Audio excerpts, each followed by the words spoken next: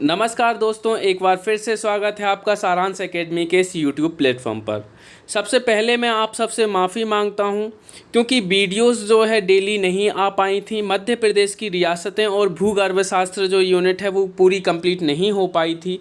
कुछ व्यक्तिगत अनिश्चितताओं के चलते मैं वीडियो डेली नहीं डाल पाया था, परंतु इन यूनिट को हमें कंप्लीट करना है और अच्छी तरीके से याद भी करना है। और आपको जैसा कि पता है कि 2 जून को जो है डिसीजन लिया गया है किसके द्वारा, एमपीपीएससी के द्वारा, और उसने डिसाइड क्या किया है कि 25 जुलाई को जो है आपका प्री लिया जाएगा। तो सब बच्चे जितने भी हैं जो एलिजिबल हैं एमपीपीएससी का प्री देने के लिए, वो सारे एमपीपीएससी के प्री में लग गए होंगे और लगना भी चाहिए, क्योंकि प्री ज़्यादा इम्पोर्टेंट है। अगर प्री ही नहीं निकला तो मेंस किस काम का।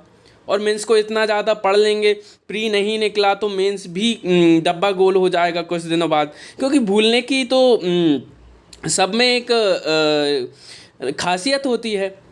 तो सीधी सी बात है, मध्य प्रदेश की रियासतें हम कंप्लीट कर लेंगे और भूगर्भ शास्त्र की वीडियोस को जो है थोड़ा सा स्थगित करेंगे और प्री के फोकस्ड होकर हम थोड़ा सा वीडियोस को बनाएंगे, है ना। तो मध्य प्रदेश की रियासतें हमें कंप्लीट क्यों करनी है? प्री पर भी इससे ज़्यादा क्वेश्चन आ सकते हैं, क्योंकि पिछली साल जो है बोधन दुआ जैसे क्वेश्चन आ गए थे जो कि मध्य प्रदेश की रियासतों से संबंधित थे, है ना।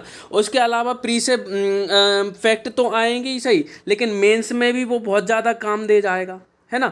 तो हम मेंस और प्री के अकॉर्डिंग मेंस जो रियासतें हैं उनको कंप्लीट कर चुके हैं। 4 रियासतें अपलोड कर दी गई थी और अब अगली रियासत जो है वो हमारे द्वारा इस वीडियो के अंतर्गत कंप्लीट करी जाएगी और आगे सारी की सारी रियासत जो हैं, कल एक और रियासत कंप्लीट की जाएगी और सारी रियासत कंप्लीट हो जाएंगी। हमने सबसे पहले कौन सी रियासत पढ़ी थी? हमने भोपाल रियासत पढ़ी थी। फिर उसके बाद हमने सिंधिया रियासत पढ़ी थी, हमने होलकर रियासत पढ़ी थी, हमने गोंडवाना रियासत पढ़ी थी और इस वीडियो के अंतर्गत हम बुंदेली रियासतों को पढ़ने वाले हैं। तो चलिए, वीडियो को शुरुआत करने से पहले मैं आपको बता देता हूं कि वीडियो को अंत तक ज़रूर देखिएगा। अगर पसंद आए तो लाइक कीजिएगा, ना पसंद आए तो डिसलाइक कीजिएगा, ठीक है।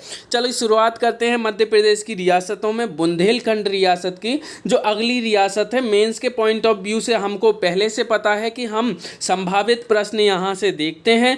यदि संभावित प्रश्न हम देख लेते हैं तो सारे टॉपिक को पढ़ते टाइम पे हमें क्या पता चल जाता है कि यहाँ से कौन से जो क्वेश्चन हैं वो आ सकते हैं और उन्हीं क्वेश्चन को किस फॉर्मेट में हमें लिखना है ये भी हमें पता चल जाता है। तो बुंदेलखंड रियासत से कैसे क्वेश्चन आ सकते हैं, 3 मार्कर में, 5 मार्कर में या 11 मार्कर में, वो हमके यहाँ पे देख लेना चाहिए। तो संभावित प्रश्न के अंतर्गत 3 मार्कर सबसे पहले देख लेते हैं, है ना।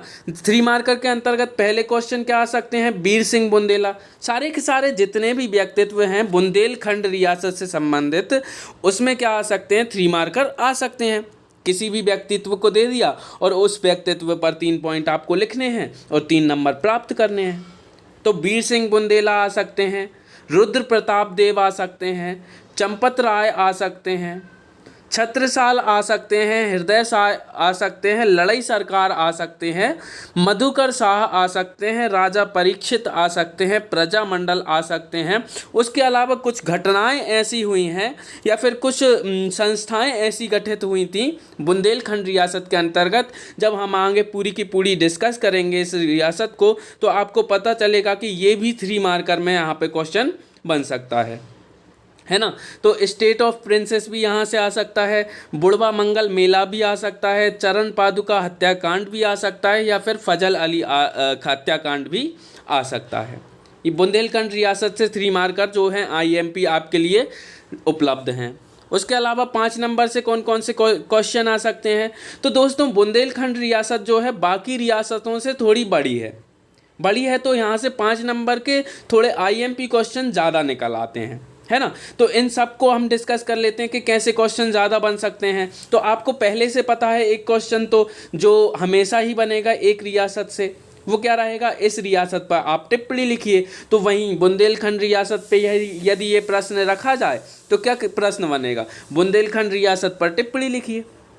दूसरा क्वेश्चन क्या आ सकता है? जैतपुर के राजा परीक्षित पर टिप्पणी लिखिए। तीसरा क्वेश्चन आ सकता है बुढ़वा मंगल मेला पर टिप्पणी कीजिए। क्योंकि बुढ़वा मंगल मेला जो है बुंदेला विद्रोह में महत्वपूर्ण भूमिका निभाता है, उसकी पृष्ठभूमि तैयार करता है, इसलिए बुढ़वा मंगल मेला पर टिप्पणी लिखने को आ सकती है, बुंदेला विद्रोह पर टिप्पणी लिखने को आ सकती है। एक बार आ भी चुका है एमपीएससी में ये क्वेश्चन। तो उसके अलावा 1857 की क्रांति में बुंदेली रियासतों का क्या महत्व है, या फिर 1857 की क्रांति और बुंदेलखंड रियासत, ऐसा प्रश्न 5 नंबर में आ सकता है। जैतपुर रियासत पर टिप्पणी लिखने को आ सकता है, क्योंकि बुंदेलखंड की जो रियासतें हैं उसके अंतर्गत टोटल कितनी रियासतें थीं, तो दोस्तों 15 रियासतें थीं, और 15 रियासतों में से 13 रियासतें जो हैं एज इट इज़ एमपी में थीं। कहाँ पे थीं? एमपी में। बुंदेलखंड रियासत में टोटल 15 रियासत थीं, जिनमें से 13 रियासत जो थीं एमपी में थीं, और 2 रियासत कहाँ पे थीं? यूपी में थीं। और यूपी में वो 2 रियासत कौन कौन सी थीं? तो एक झांसी थी और एक बांदा थी। कौन कौन सी थी? झांसी और बांदा। तो इन रियासतों के ऊपर टिप्पणी लिखने को आ सकती है आपको 5 नंबर में। उसके अलावा एक हत्याकांड हुआ था जिसका नाम है चरण पादुका हत्याकांड, बहुत ज़्यादा फेमस भी है और प्री में भी यहाँ से प्रश्न आ सकता है, तो ये प्रश्न भी 5 नंबर में पूछा जा सकता है। तोहना लोहारी गोलीकांड जो है वो बहुत महत्वपूर्ण है बुंदेलखंड रियासत के अंतर्गत, क्योंकि ऐसी घटनाएं बहुत कम देखने को मिलती हैं। और स्वतंत्रता आंदोलन में जो भूमिका है मध्य प्रदेश की, यहीं से तो उभर कर आती है, और प्री में यहीं से तो प्रश्न आएंगे। कैसे प्रश्न आएंगे? थोना लोहारी कांड कहाँ हुआ था, ये प्रश्न आ सकता है। कब हुआ था, ये आ सकता है। चरण पादुका हत्याकांड कब हुआ था, ये आ सकता है। तो ऐसे प्रश्न आते हैं, प्री के हिसाब से भी हम इसको पढ़ सकते हैं, है ना। तो नवा क्वेश्चन क्या आ सकता है? ओरछा प्रजामंडल पर टिप्पणी लिखिए, है ना। तो ये 5 नंबर में जितने भी महत्वपूर्ण प्रश्न हैं वो आ सकते हैं। उसके अलावा जब हम पूरा टॉपिक कंप्लीट कर लेंगे तो सीधी सी बात है, हमसे कोई भी 5 मार्कर का क्वेश्चन बन जाएगा। अब 11 मार्कर देख लेते हैं। 11 मार्कर के अंतर्गत कौन कौन से प्रश्न आ सकते हैं? तो पहला प्रश्न तो यही आ सकता है कि विभिन्न बुंदेली रियासतों पर टिप्पणी लिखिए। तो बुंदेलखंड की जितनी भी 15 रियासतें थीं, उन 15 रियासतों के बारे में हम थोड़ा थोड़ा डिस्कस कर देंगे और 2 पेज पूरा का पूरा भर जाएगा। यहाँ से हम कंप्लीट कर सकते हैं। उसके अलावा दूसरा प्रश्न क्या आ सकता है? बुंदेलखंड रियासत पर टिप्पणी लिखिए या फिर निबंध लिखिए, ये आ सकता है। इसके अलावा बुंदेलखंड रियासत की जो प्रमुख रियासतें हैं उनके शासकों के नाम और उनके कार्यों के बारे में आ सकता है। तो इस प्रकार के प्रश्न 11 नंबर में आ सकते हैं। चलिए अब हम बुंदेलखंड रियासत के प्रश्न तो देख लिए हैं, लेकिन बुंदेलखंड रियासत की जो अवस्थिति है उसे समझ लेते हैं, क्योंकि बुंदेलखंड केवल मध्य प्रदेश का हिस्सा नहीं है। ये केवल मध्य प्रदेश का हिस्सा ना होकर यूपी का भी हिस्सा है। कहाँ का? उत्तर प्रदेश का भी हिस्सा है। ये जो क्षेत्र है वो 21 डिग्री उत्तरी अक्षांश से लेकर 27 डिग्री उत्तरी अक्षांश और 78 डिग्री पूर्वी देशांतर से लेकर 81 डिग्री पूर्वी देशांतर तक विस्तृत है। ये जो क्षेत्र आप मैप में देख रहे हैं यही बुंदेलखंड कहलाता है, जो कि मध्य प्रदेश और उत्तर प्रदेश में अवस्थित है। 21 डिग्री उत्तरी अक्षांश से लेकर 27 डिग्री उत्तरी अक्षांश तक, 78 डिग्री पूर्वी देशांतर से लेकर 81 डिग्री पूर्वी देशांतर तक, है ना।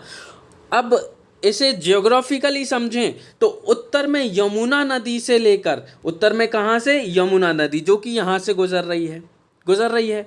उसके अलावा दक्षिण में नर्मदा नदी है, नर्मदा नदी यहाँ से जा रही है ना। और पूर्व में टोंस नदी है, और पश्चिम में चंबल नदी है। तो इस प्रकार जो बुंदेलखंड क्षेत्र है वो बुंदेलखंड क्षेत्र कहाँ पड़ता है? यमुना और नर्मदा के बीच में, चंबल और टोंस नदी के बीच में पड़ता है, जिसके ज़िले कहाँ कहाँ आते हैं? यूपी और एमपी में आते हैं। यूपी में कौन कौन से ज़िले बुंदेलखंड के अंतर्गत आते हैं ये भी आप समझ लीजिए, ताकि आसान हो जाए कि आखिरकार बुंदेलखंड है कहाँ और बुंदेलखंड की रियासतें कैसे इंपॉर्टेंट हो जाती हैं। क्योंकि झांसी की रानी के बारे में भी आप बहुत ज़्यादा पढ़ते हो, ये भी बुंदेलखंड की रियासतों में से एक थी। जालौन इसी जिले के अंतर्गत आता है, हमीरपुर आता है, बांदा आता है, ललितपुर आता है। उसके अलावा एमपी में कौन कौन से ज़िले बुंदेलखंड के अंतर्गत शामिल हैं? तो सागर है, दमोह है, पन्ना है, टीकमगढ़ है, छतरपुर है और दतिया है। ये सारे के सारे ज़िले जो हैं कहाँ शामिल हैं? बुंदेलखंड के अंतर्गत शामिल हैं। तो अब आपको समझ में आ गया होगा कि बुंदेलखंड आखिरकार कहाँ अवस्थित है, और बुंदेलखंड की रियासतों को अब हम एक ही फॉर्मेट में, जो कि पहले से हम अपनाते आ रहे हैं, उसी फॉर्मेट में आप कंप्लीट करेंगे। क्या फॉर्मेट था कि सबसे पहले हम परिचय देखते हैं, परिचय के बाद हम पृष्ठभूमि देखते हैं, और पृष्ठभूमि के अंतर्गत हम प्रमुख शासक देते हैं, क्योंकि यहाँ पर एक ही रियासत ना होकर 15 छोटी छोटी रियासतें हैं, कुछ बड़ी रियासतें हों उनमें से, तो उन पूरी की पूरी रियासतों में से कुछ प्रमुख रियासतें जो हैं उनको देखेंगे, और उन प्रमुख रियासतों के अंतर्गत या फिर बुंदेलखंड रियासत के अंतर्गत जितनी भी प्रमुख घटनाएँ हुई हैं उनका अध्ययन करेंगे। तो ऐसे हमारी बुंदेलखंड रियासत कंप्लीट हो जाएगी। तो चलिए शुरुआत करते हैं परिचय से। परिचय क्या होगा कि स्थापना कब हुई थी, संस्थापक कौन थे, रियासतें कुल कितनी थीं, यहाँ की प्रमुख रियासतें कौन कौन सी थीं। अगर आप और भी लिखना चाहो तो यहाँ के प्रमुख शासक जो कि हम आगे पढ़ेंगे वो हो सकते हैं, और भी परिचय देना चाहो तो यहाँ की घटनाएं लिख सकते हो। तो ये परिचय के अंतर्गत आ सकता है। कौन कौन सी चीज़ें कि स्थापना कब हुई थी? तो बुंदेलखंड रियासत की स्थापना 1501 ईस्वी में ओरछा रियासत की स्थापना के साथ हो गई थी। ओरछा जो क्षेत्र है उस पर अधिकार होते ही बुंदेलखंड पे बुंदेला शासकों का अधिकार होने के कारण क्या हो गया है, बुंदेलखंड की रियासतों की स्थापना हो गई। और इसके संस्थापक कौन थे? छत्रसाल थे। कौन थे? छत्रसाल थे। और यहाँ पर मैंने आपको पहले ही बताया है कि 15 कुल रियासतें थीं, जिनमें से 2 रियासतें, एक झांसी हो जाएगी और एक बांदा हो जाएगी। ये दोनों रियासतें यूपी में थीं और बाकी की 13 रियासतें एमपी में थीं। प्रमुख रियासतें छतरपुर की रियासत हो गई थी, पन्ना की रियासत हो गई, शाहगढ़ की रियासत हो गई, चंदेरी बानमोर की रियासत हो गई, या फिर ओरछा की रियासत हो गई। ये सारी की सारी रियासतें महत्वपूर्ण हैं बुंदेलखंड रियासतों के अंतर्गत, है ना। बुंदेलखंड रियासत की पृष्ठभूमि जानते हैं कि आखिरकार बुंदेलखंड कैसे पनपा, या फिर बुंदेलखंड में रियासतों का निर्माण किस प्रकार हुआ। तो आपको भी पता है कि प्रारंभ में जब मध्यकाल चल रहा था, एंसेंट हिस्ट्री समाप्त होने वाली थी और मध्यकाल प्रारंभ होने वाला था, तो बुंदेलखंड क्षेत्र पर प्रतिहार राजाओं का अधिकार हुआ करता था। किसका अधिकार हुआ करता था? प्रतिहार राजाओं का अधिकार हुआ करता था। उसके बाद क्या हुआ कि ओरछा क्षेत्र पर चंदेल शासकों का शासन प्रारंभ हो गया। चंदेलों ने शासन किया ओरछा क्षेत्र पर, और चंदेलों का शासन बुंदेलखंड पर चला। उसके बाद जब मध्यकाल शुरू हो गया, यानी कि सल्तनत काल प्रारंभ हो गया, और सल्तनत काल में 1205 में कुतुबुद्दीन ऐबक आक्रमण करता है बुंदेलखंड क्षेत्र पर। जब बुंदेलखंड क्षेत्र पर कुतुबुद्दीन ऐबक आक्रमण करता है तो सीधी सी बात है, अब जितना भी क्षेत्र बुंदेलखंड के अंतर्गत आता है वो किसका हो जाएगा? मध्यकालीन भारत के अंतर्गत सल्तनत काल का, यानी कि सल्तनत का हो जाएगा। और सल्तनत काल के बाद आपको भी पता है कि अब मुगल काल आएगा, तो मुगल काल में भी ये किसके अंतर्गत रहेगा? सीधी सी बात है, मुगलों के अंतर्गत रहेगा, दिल्ली साम्राज्य के अंतर्गत रहेगा, है ना। तो बुंदेलखंड रियासत जो है प्रारंभ में प्रतिहार राजाओं के शासन में थी। उसके बाद ओरछा क्षेत्र पर चंदेलों ने शासन किया, और चंदेलों ने फिर उसके बाद धीरे धीरे अपना साम्राज्य बढ़ाया और पूरे बुंदेलखंड पर शासन किया। 1205 में कुतुबुद्दीन ऐबक ने जब आक्रमण करके बुंदेलखंड क्षेत्र को जीत लिया, तो उसके बाद से सल्तनत काल का शासन यहाँ पर रहा, यानी कि सल्तनत का शासन यहाँ पर रहा। उसके बाद मुगलों का शासन जब प्रारंभ होता है तो सीधी सी बात है, मुगलों के अंतर्गत बुंदेलखंड क्षेत्र आता था। अब मुगल काल में ही क्या हुआ? काशी के गहरबार राजपूत थे। कौन थे? काशी के गहरबार राजपूत थे। विंध्य क्षेत्र में आकर बस गए। कहाँ बस गए? विंध्य क्षेत्र में आकर बस गए। आपको भी पता है मैप में विंध्य क्षेत्र आखिरकार कहाँ है, तो आपको ये एक बार और बता देता हूँ कि ये है विंध्य क्षेत्र। एमपी की जो क्लास चल रही है आपको पता ही है, ललित सर के द्वारा क्लास चलाई जा रही है एमपी की। उसमें मध्य प्रदेश की जो पर्वत श्रृंखलाएं हैं उसको बताया गया है, उसमें आप पढ़ोगे तो विंध्य क्षेत्र यहाँ पे आएगा, है ना। तो विंध्य क्षेत्र में जो है काशी के गहरवार राजपूत जो है आकर बस गए, है ना। काशी के गहरपार राजपूत जहां आकर बसे तो यही कालांतर में बुंदेला कहलाने लगे। क्या कहलाने लगे? बुंदेला कहलाने लगे। तो पृष्ठभूमि में आपको ये चीज़ समझ में आई कि सबसे पहले प्रतिहार राजाओं का बुंदेलखंड क्षेत्र में शासन हुआ करता था। उसके बाद ओरछा क्षेत्र पर चंदेलों का शासन हुआ, जिन्होंने अपना साम्राज्य धीरे धीरे बढ़ाया और बुंदेलखंड पर अधिकार किया। और 1205 में जब कुतुबुद्दीन ऐबक ने आक्रमण करके बुंदेलखंड रियासत को जीत लिया, यानी कि बुंदेलखंड क्षेत्र को जीत लिया, तो सीधी सी बात है फिर उसके बाद मुगल काल तक यही चलता रहा कि बुंदेलखंड जो है दिल्ली सल्तनत के अंतर्गत आता है। और मुगल काल में जब काशी के गहरवार राजपूत विंध्य क्षेत्र में आकर बसे और उन्हें अपने साम्राज्य विस्तार किया, तो कालांतर में यही क्या कहलाने लगे? बुंदेला कहलाने लगे। इसी के अंतर्गत मैंने आपको बताया था 15 रियासतें हैं। कितनी रियासतें हैं? 15 रियासतें हैं।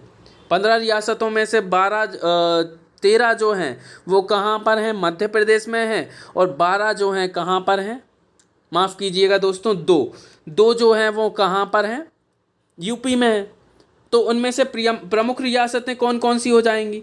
प्रमुख रियासतें हैं ओरछा रियासत, पन्ना रियासत, जैतपुर रियासत, अजयगढ़ रियासत, चंदेरी बानमोर रियासत, शाहगढ़ रियासत, छतरपुर रियासत, दतिया रियासत, चिरगांव रियासत और विजयराघवगढ़ रियासत। तो ये सारी की सारी प्रमुख रियासतें जो हैं कुछ इसमें से 3 नंबर में पूछी जा सकती हैं, कुछ 6 नंबर की या 5 नंबर की दम रखती हैं। 11 नंबर में सारी की सारी रियासतें या फिर 2 रियासतें कोई भी हैं वो पूछी जा सकती हैं। प्रमुख घटनाएं तो हमको देखनी ही आगे। तो एक एक करके हम सारी की सारी रियासतों को कंप्लीट करते हैं जो कि प्रमुख हैं, और उसके बाद जो घटनाएं हैं बुंदेलखंड क्षेत्र की वो देखेंगे। तो प्रमुख रियासतों में सबसे पहली जो रियासत आती है उसका नाम है ओरछा रियासत। ओरछा का प्राचीन नाम गंगापुरी था। क्या था? गंगापुरी। प्राचीन काल में ओरछा को गंगापुरी कहते थे। और यहाँ पर जो रियासतों की शुरुआत हुई वो सल्तनत काल में 1501 से शुरू हुई। इस समय 1501 में कौन सा काल चल रहा है? सल्तनत काल चल रहा है। सिकंदर लोदी, इब्राहिम लोदी का टाइम चल रहा है। और इसी काल में एक व्यक्ति होता है जिसका नाम है रुद्र प्रताप सिंह। क्या नाम है? रुद्र प्रताप सिंह। 1501 से 1530 तक कहाँ पर शासन करता है? ओरछा क्षेत्र पर शासन करता है और ओरछा रियासतों का निर्माण करता है। तो रुद्र प्रताप सिंह के बारे में आपको जान लेना चाहिए, क्योंकि रुद्र प्रताप सिंह 3 नंबर में पूछा भी जा सकता है। और मेंस के पॉइंट ऑफ व्यू से छोड़ो, आप प्री के पॉइंट ऑफ व्यू से देखोगे तो भी रुद्र प्रताप सिंह इम्पॉर्टेंट है। क्यों? क्योंकि ओरछा रियासत की स्थापना किसने की थी, या फिर ओरछा रियासत का संस्थापक कौन था, ये आपसे प्रश्न प्री में पूछा जाए तो आप बता दीजिएगा कि रुद्र प्रताप सिंह था, है ना। रुद्र प्रताप सिंह ने ओरछा रियासतों का निर्माण किया। सिकंदर लोदी और इब्राहिम लोदी और बाबर के समकालीन था, क्योंकि आपको पता है 1526 में बाबर आ जाता है ना। और 1501 से 1530 तक का इसका काल है रुद्र प्रताप सिंह का। तो सीधी सी बात है, सिकंदर लोदी, इब्राहिम लोदी और बाबर के समय का शासनकाल है इसका। ग्वालियर के तोमर से मैत्रीपूर्ण संधि थी, क्योंकि उस समय ग्वालियर क्षेत्र पर जो तोमरों का शासन हुआ करता था उनके साथ मैत्रीपूर्ण संबंध रखना ही क्या था? लाभदायक था। इसलिए सीधी सी बात है, इनने क्या किया? ग्वालियर के तोमरों से कैसी मैत्रीपूर्ण संबंध स्थापित किए। अनेक किलों का निर्माण करवाया और अनेक मंदिरों का निर्माण करवाया। तो रुद्र प्रताप सिंह ने क्या किया? सबसे पहले शुरुआत कर दी है रियासतों की, और रियासतों की शुरुआत कर दी है बुंदेलखंड क्षेत्र में, और ओरछा रियासत की सर्वप्रथम स्थापना की है। रुद्र प्रताप सिंह के बाद क्या होगा कि 1531 में जब इनकी मृत्यु हो जाएगी, 1531 में जब इनकी मृत्यु हो जाएगी, जब रुद्र प्रताप सिंह की मृत्यु हो जाएगी, तो उनके बाद इनके ज्येष्ठ पुत्र जिनका नाम है भारती चंद्र, क्या नाम है, भारती चंद्र, 1531 से 1554 ईस्वी तक ये शासक बनेंगे ओरछा क्षेत्र के। ये क्या करेंगे यहाँ पर, ये ओरछा के महल बनाकर पूर्ण करेंगे, है ना। और ओरछा के महल बनाकर पूर्ण करेंगे तो सीधी सी बात है, पुरानी राजधानी जिसका नाम था गढ़कुंठार, पहले ओरछा की राजधानी क्या थी, गढ़कुंठार, उसे परिवर्तित करेंगे और ओरछा में ले आएंगे। तो आपसे प्री में एक फैक्ट और पूछा जा सकता है कि गढ़कुंठार से ओरछा राजधानी किसने परिवर्तित की, तो सीधी सी बात है, आपका आंसर होना चाहिए भारती चंद्र ने की, है ना। तो ओरछा के महल बनाकर पूर्ण करवाए इन्होंने। कालिंजर के शासक कीर्ति राय की सहायता की थी इन्होंने। जब शेर शाह सूरी कालिंजर के किले पर आक्रमण करता है, कौन, शेर शाह सूरी कालिंजर के किले पर आक्रमण करता है, तो उस समय कीर्ति राय जो है कालिंजर के किले का शासक होता है, और इसी शासक की मदद कौन करते हैं, भारती चंद करते हैं। तो भारती चंद के बारे में आपको 3 फैक्ट अच्छे से याद रखने चाहिए। पहला ये कि इन्हीं के समय में क्या हुए थे, ओरछा के महल बनकर पूर्ण हुए थे, और इन्हीं के समय में कालिंजर के किले पर आक्रमण हुआ था जो कि शेर शाह सूरी ने किया था, और इन्हीं ने क्या किया था, कीर्ति राय की सहायता की थी, और पुरानी राजधानी गढ़कुंठार से ओरछा लाई गई थी। ये 3 कार्य इनके द्वारा कराए गए। उसके बाद जब 1554 में इनका लास्ट समय आया और इनकी अकस्मात मृत्यु हो गई, तो इनका पुत्र होता है मधुकर शाह। क्या नाम होता है, मधुकर शाह। वो 1554 से लेकर 1592 तक शासक बनता है। ओरछा रियासत के 3 शासक हमने पढ़ चुके हैं। पहला शासक है रुद्र प्रताप सिंह, उसके बाद दूसरा शासक है भारती चंद, और फिर तीसरा शासक है मधुकर शाह। मधुकर शाह आपको भी दिख रहा है कि 1554 से शासनकाल प्रारंभ हुआ है, 1592 तक शासन चलेगा, तो सीधी सी बात है अकबर के समकालीन है। और अकबर के समकालीन है, और अकबर जो है कैसी प्रवृत्ति का व्यक्ति है, धार्मिक प्रवृत्ति का, परंतु उसने विजय अभियान भी चलाए हैं। तो मधुकर शाह जो हैं मुगलों से स्वतंत्रता के लिए संघर्ष करेंगे। वो मुगलों के अधीन रहना पसंद नहीं करेंगे, और जीवन भर जो है मुगलों से स्वतंत्रता के लिए संघर्ष करते रहेंगे। और इन्हीं के समय अकबर के द्वारा जो है सादिक खास का आक्रमण करवाया जाएगा ओरछा रियासत पर, और मधुकर शाह की जो है मृत्यु हो जाएगी 1592 में, है ना। तो 1592 में जो है इनकी मृत्यु हो जाती है, और इनके पुत्र होते हैं 2। कितने पुत्र होते हैं, 2 पुत्र होते हैं। तो मधुकर शाह के बारे में आपको 3 फैक्ट अच्छे से याद रखने हैं। वो पहला फैक्ट क्या है कि अकबर के समकालीन थे, दूसरा है मुगलों की स्वतंत्रता के लिए संघर्ष करे इन्होंने, और तीसरा है सादिक खां का आक्रमण इन्हीं के समय हुआ था। 1592 में इनकी मृत्यु हो जाती है, और इनके 2 पुत्र होते हैं, एक होता है राम शाह और दूसरा होता है वीर सिंह देव। राम शाह ज्येष्ठ पुत्र होता है और वीर सिंह देव जो है छोटा पुत्र होता है। तो सीधी सी बात है, ज्येष्ठ पुत्र शासक बनेगा। मधुकर शाह की मृत्यु के बाद आखिरकार कौन शासक बनेगा, तो राम शाह शासक बनेगा। तो राम शाह जो है ओरछा का शासक बन जाता है। परंतु एक दिक्कत जहां पर है, क्या दिक्कत है कि वीर सिंह देव जो है वो अकबर के पुत्र जहांगीर के मित्र हैं। कौन है, मित्र हैं। अकबर के पुत्र जहांगीर के मित्र हैं, तो सीधी सी बात है कि वीर सिंह देव जो है अकबर के यानी कि मुगलों के समीप हैं। अब जब समीप हैं तो वीर सिंह देव शासक बन सकते हैं। कैसे बन सकते हैं, जब जहांगीर शासक बने। कौन शासक बने, जहांगीर शासक बने।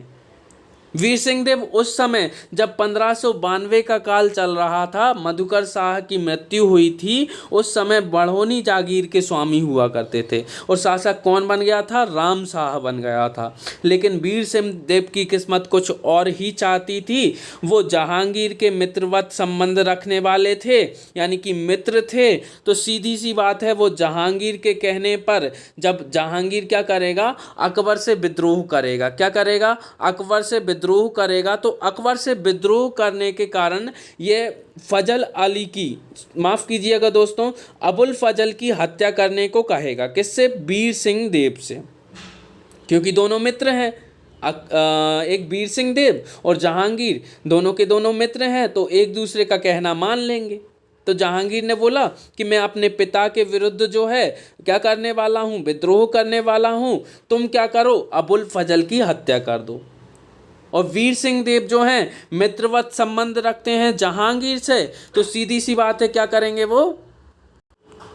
तो जहांगीर के कहने पर क्या किया है? वीर सिंह देव ने अबुल फजल की हत्या कर दी है। अब अबुल फजल की हत्या कर दी है तो एक कांड हो गया है। क्या? अबुल फजल हत्याकांड हो गया है। इसी को क्या बोलते हैं? फजल अली हत्याकांड कहते हैं, जो कि कब हुआ था? 1602 में हुआ था। तो आपसे 3 नंबर में यदि फजल अली हत्याकांड पूछा जाए तो सीधी सी बात है, आप सबसे पहले तिथि लिखिएगा, उसके बाद किसके द्वारा किया गया? तो वीर सिंह देव के द्वारा किया गया। और किसने करवाया? तो जहांगीर ने करवाया। और कारण क्या था? अकबर के विरुद्ध विद्रोह करना और अबुल फजल को, विद्वान को मारना, है ना। जहांगीर उसके बाद क्या होते हैं? अकबर के बाद शासक बनते हैं। आपको भी पता है जहांगीर जो है अकबर के बाद शासक बनेंगे। और शासक बनते हैं तो वीर सिंह देव से बहुत ज़्यादा प्रसन्न होते हैं, और मित्र भी हैं उनके, है ना। मित्र हैं और प्रसन्न भी होते हैं। तो सीधी सी बात है, जैसे ही वो शासक बनेंगे तो वीर सिंह देव को भी क्या करेंगे? शासक बनाएंगे। कैसे बनाएंगे? तो राम शाह को अपदस्थ करेंगे। कहाँ से अपदस्थ करेंगे? ओरछा रियासत के शासक के पद से अपदस्थ करेंगे। और अपदस्थ करने के बाद उन्हें चंदेरी राज्य दे देंगे, और वीर सिंह देव को जो है ओरछा का शासक नियुक्त कर देंगे। तो ये बात आप याद रखिएगा कि ओरछा रियासत जो है राम शाह के पास थी, परंतु जब जहांगीर शासक बनते हैं तो राम शाह को अपदस्थ करके और उन्हें चंदेरी राज्य दे देते हैं, और वीर सिंह देव को क्या दे देते हैं? ओरछा दे देते हैं, यानी कि ओरछा का शासक बना देते हैं। ये बात आप याद रखिएगा, है ना। क्योंकि आगे जब हम पढ़ेंगे चंदेरी बानमोर की रियासत, जब हम पृष्ठभूमि तैयार करेंगे तो हमें पता चलेगा कि हम राम शाह के द्वारा ही इस पृष्ठभूमि को उठा रहे हैं। यानी कि चंदेरी रियासत का निर्माण किसके द्वारा किया गया? राम शाह के द्वारा किया गया है, ऐसा हम देखेंगे, है ना। फिर इसके बाद हम देखते हैं वीर सिंह देव का शासनकाल प्रारंभ हो गया है। राम शाह ने कुछ कार्य किए नहीं हैं, और वीर सिंह देव ने क्या किया है? फजल अली का हत्याकांड कर दिया है, नवीन बुंदेली स्थापत्य शैली को जन्म दिया है। उसके अलावा दिसंबर 1618 से लेके अपने शासनकाल के अंत तक कुल 52 इमारतों की नींव रखी। कितनी? 52 इमारतों की नींव रखी, जो कि बनकर तैयार होंगी। जिनमें से प्रमुख मान लीजिए आप कौन कौन सी थी? सतखंडा महल था, मथुरा का केशवराव मंदिर था, करेरा एवं झांसी के किले थे, धमौनी का किला था, ओरछा का जहांगीरी महल था। तो ये सारे निर्माण कार्य आखिरकार किसके द्वारा कराए गए?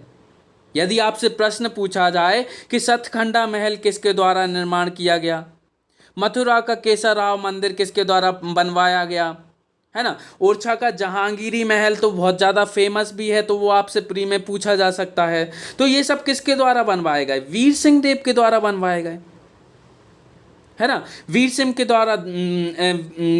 देव के द्वारा जो है इन्हें बनवाया गया, और वीर सिंह देव ने नवीन बुंदेली स्थापत्य शैली को जन्म दिया इन्हीं को बनवाकर। कुल लगभग 52 इमारतों का निर्माण करवाया था वीर सिंह देव ने, है ना। तो अब वीर सिंह देव जो हैं अपना शासनकाल समाप्त कर लेते हैं, यानी कि इनकी मृत्यु हो जाती है। और वीर सिंह देव के पश्चात जुझार सिंह और पहाड़ सिंह जो है ओरछा के प्रमुख राजा होते हैं, परंतु इनके समय में कुछ महत्वपूर्ण घटनाएं नहीं होती हैं, तो इनको याद करना भी उचित नहीं है। और जुझार सिंह और पहाड़ सिंह को हम छोड़ देते हैं, बीच में इस पे स्किप कर देते हैं। इसके बाद एक प्रमुख शासक आते हैं जिनका नाम होता है चंपत राय। क्या नाम होता है?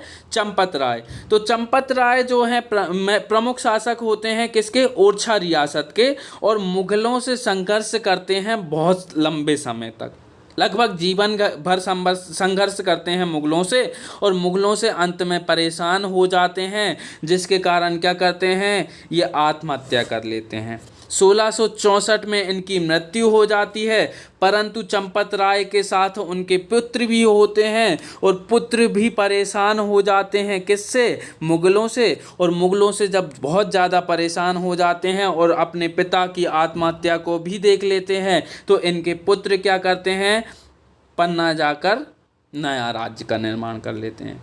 और इनके पुत्र का नाम क्या होता है? इनके पुत्र का नाम होता है छत्रसाल। मैंने आपको ओरछा रियासत के कितने शासक बता दिए हैं?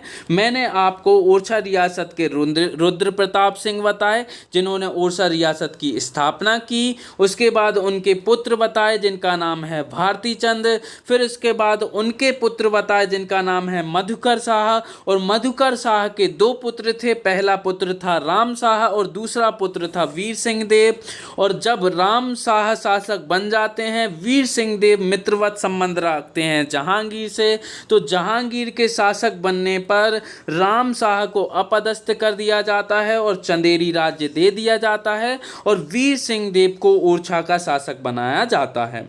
वीर सिंह देव कुछ महत्वपूर्ण कार्य करते हैं, निर्माण कार्य ज़्यादा करवाते हैं। और वीर सिंह देव की जैसे ही मृत्यु होती है, उसके बाद दो शासक आते हैं, पहला आता है जुझार सिंह और दूसरा आता है पहाड़ सिंह। जब जो है जुझार सिंह और पहाड़ सिंह की मृत्यु हो जाती है, कुछ ज़्यादा महत्वपूर्ण कार्य करते नहीं हैं, तो चंपत राय एक महत्वपूर्ण शासक इस समय आते हैं। और चंपत राय जो हैं मुगलों से संघर्ष करते हैं जीवन भर, मुगलों से संघर्ष करते हैं जीवन भर, और परेशान होकर आत्महत्या कर लेते हैं अंत में। इनके पुत्र भी जो हैं वो परेशान हो चुके हैं, अपने पिता की मृत्यु को देख लिया है। उनका नाम है छत्रसाल, जिन्होंने क्या किया है? पन्ना जाकर नया राज्य स्थापित कर लिया है। क्यों कर लिया है? क्योंकि पिता की मृत्यु देख ली है और मुगलों से संघर्ष भी करना पड़ रहा है। ठीक है, तो अब छत्रसाल क्या करेंगे? नई रियासत की स्थापना करेंगे जिसका नाम है पन्ना रियासत। तो हमने यहीं से दो रियासतों की नींव डलवा दी है। पहली है राम शाह के द्वारा चंदेरी बानमोर रियासत, जो आगे हम पढ़ेंगे डिटेल में, और दूसरी रियासत है पन्ना रियासत। तो ये दो रियासत टूटी कहाँ से? ओरछा रियासत से।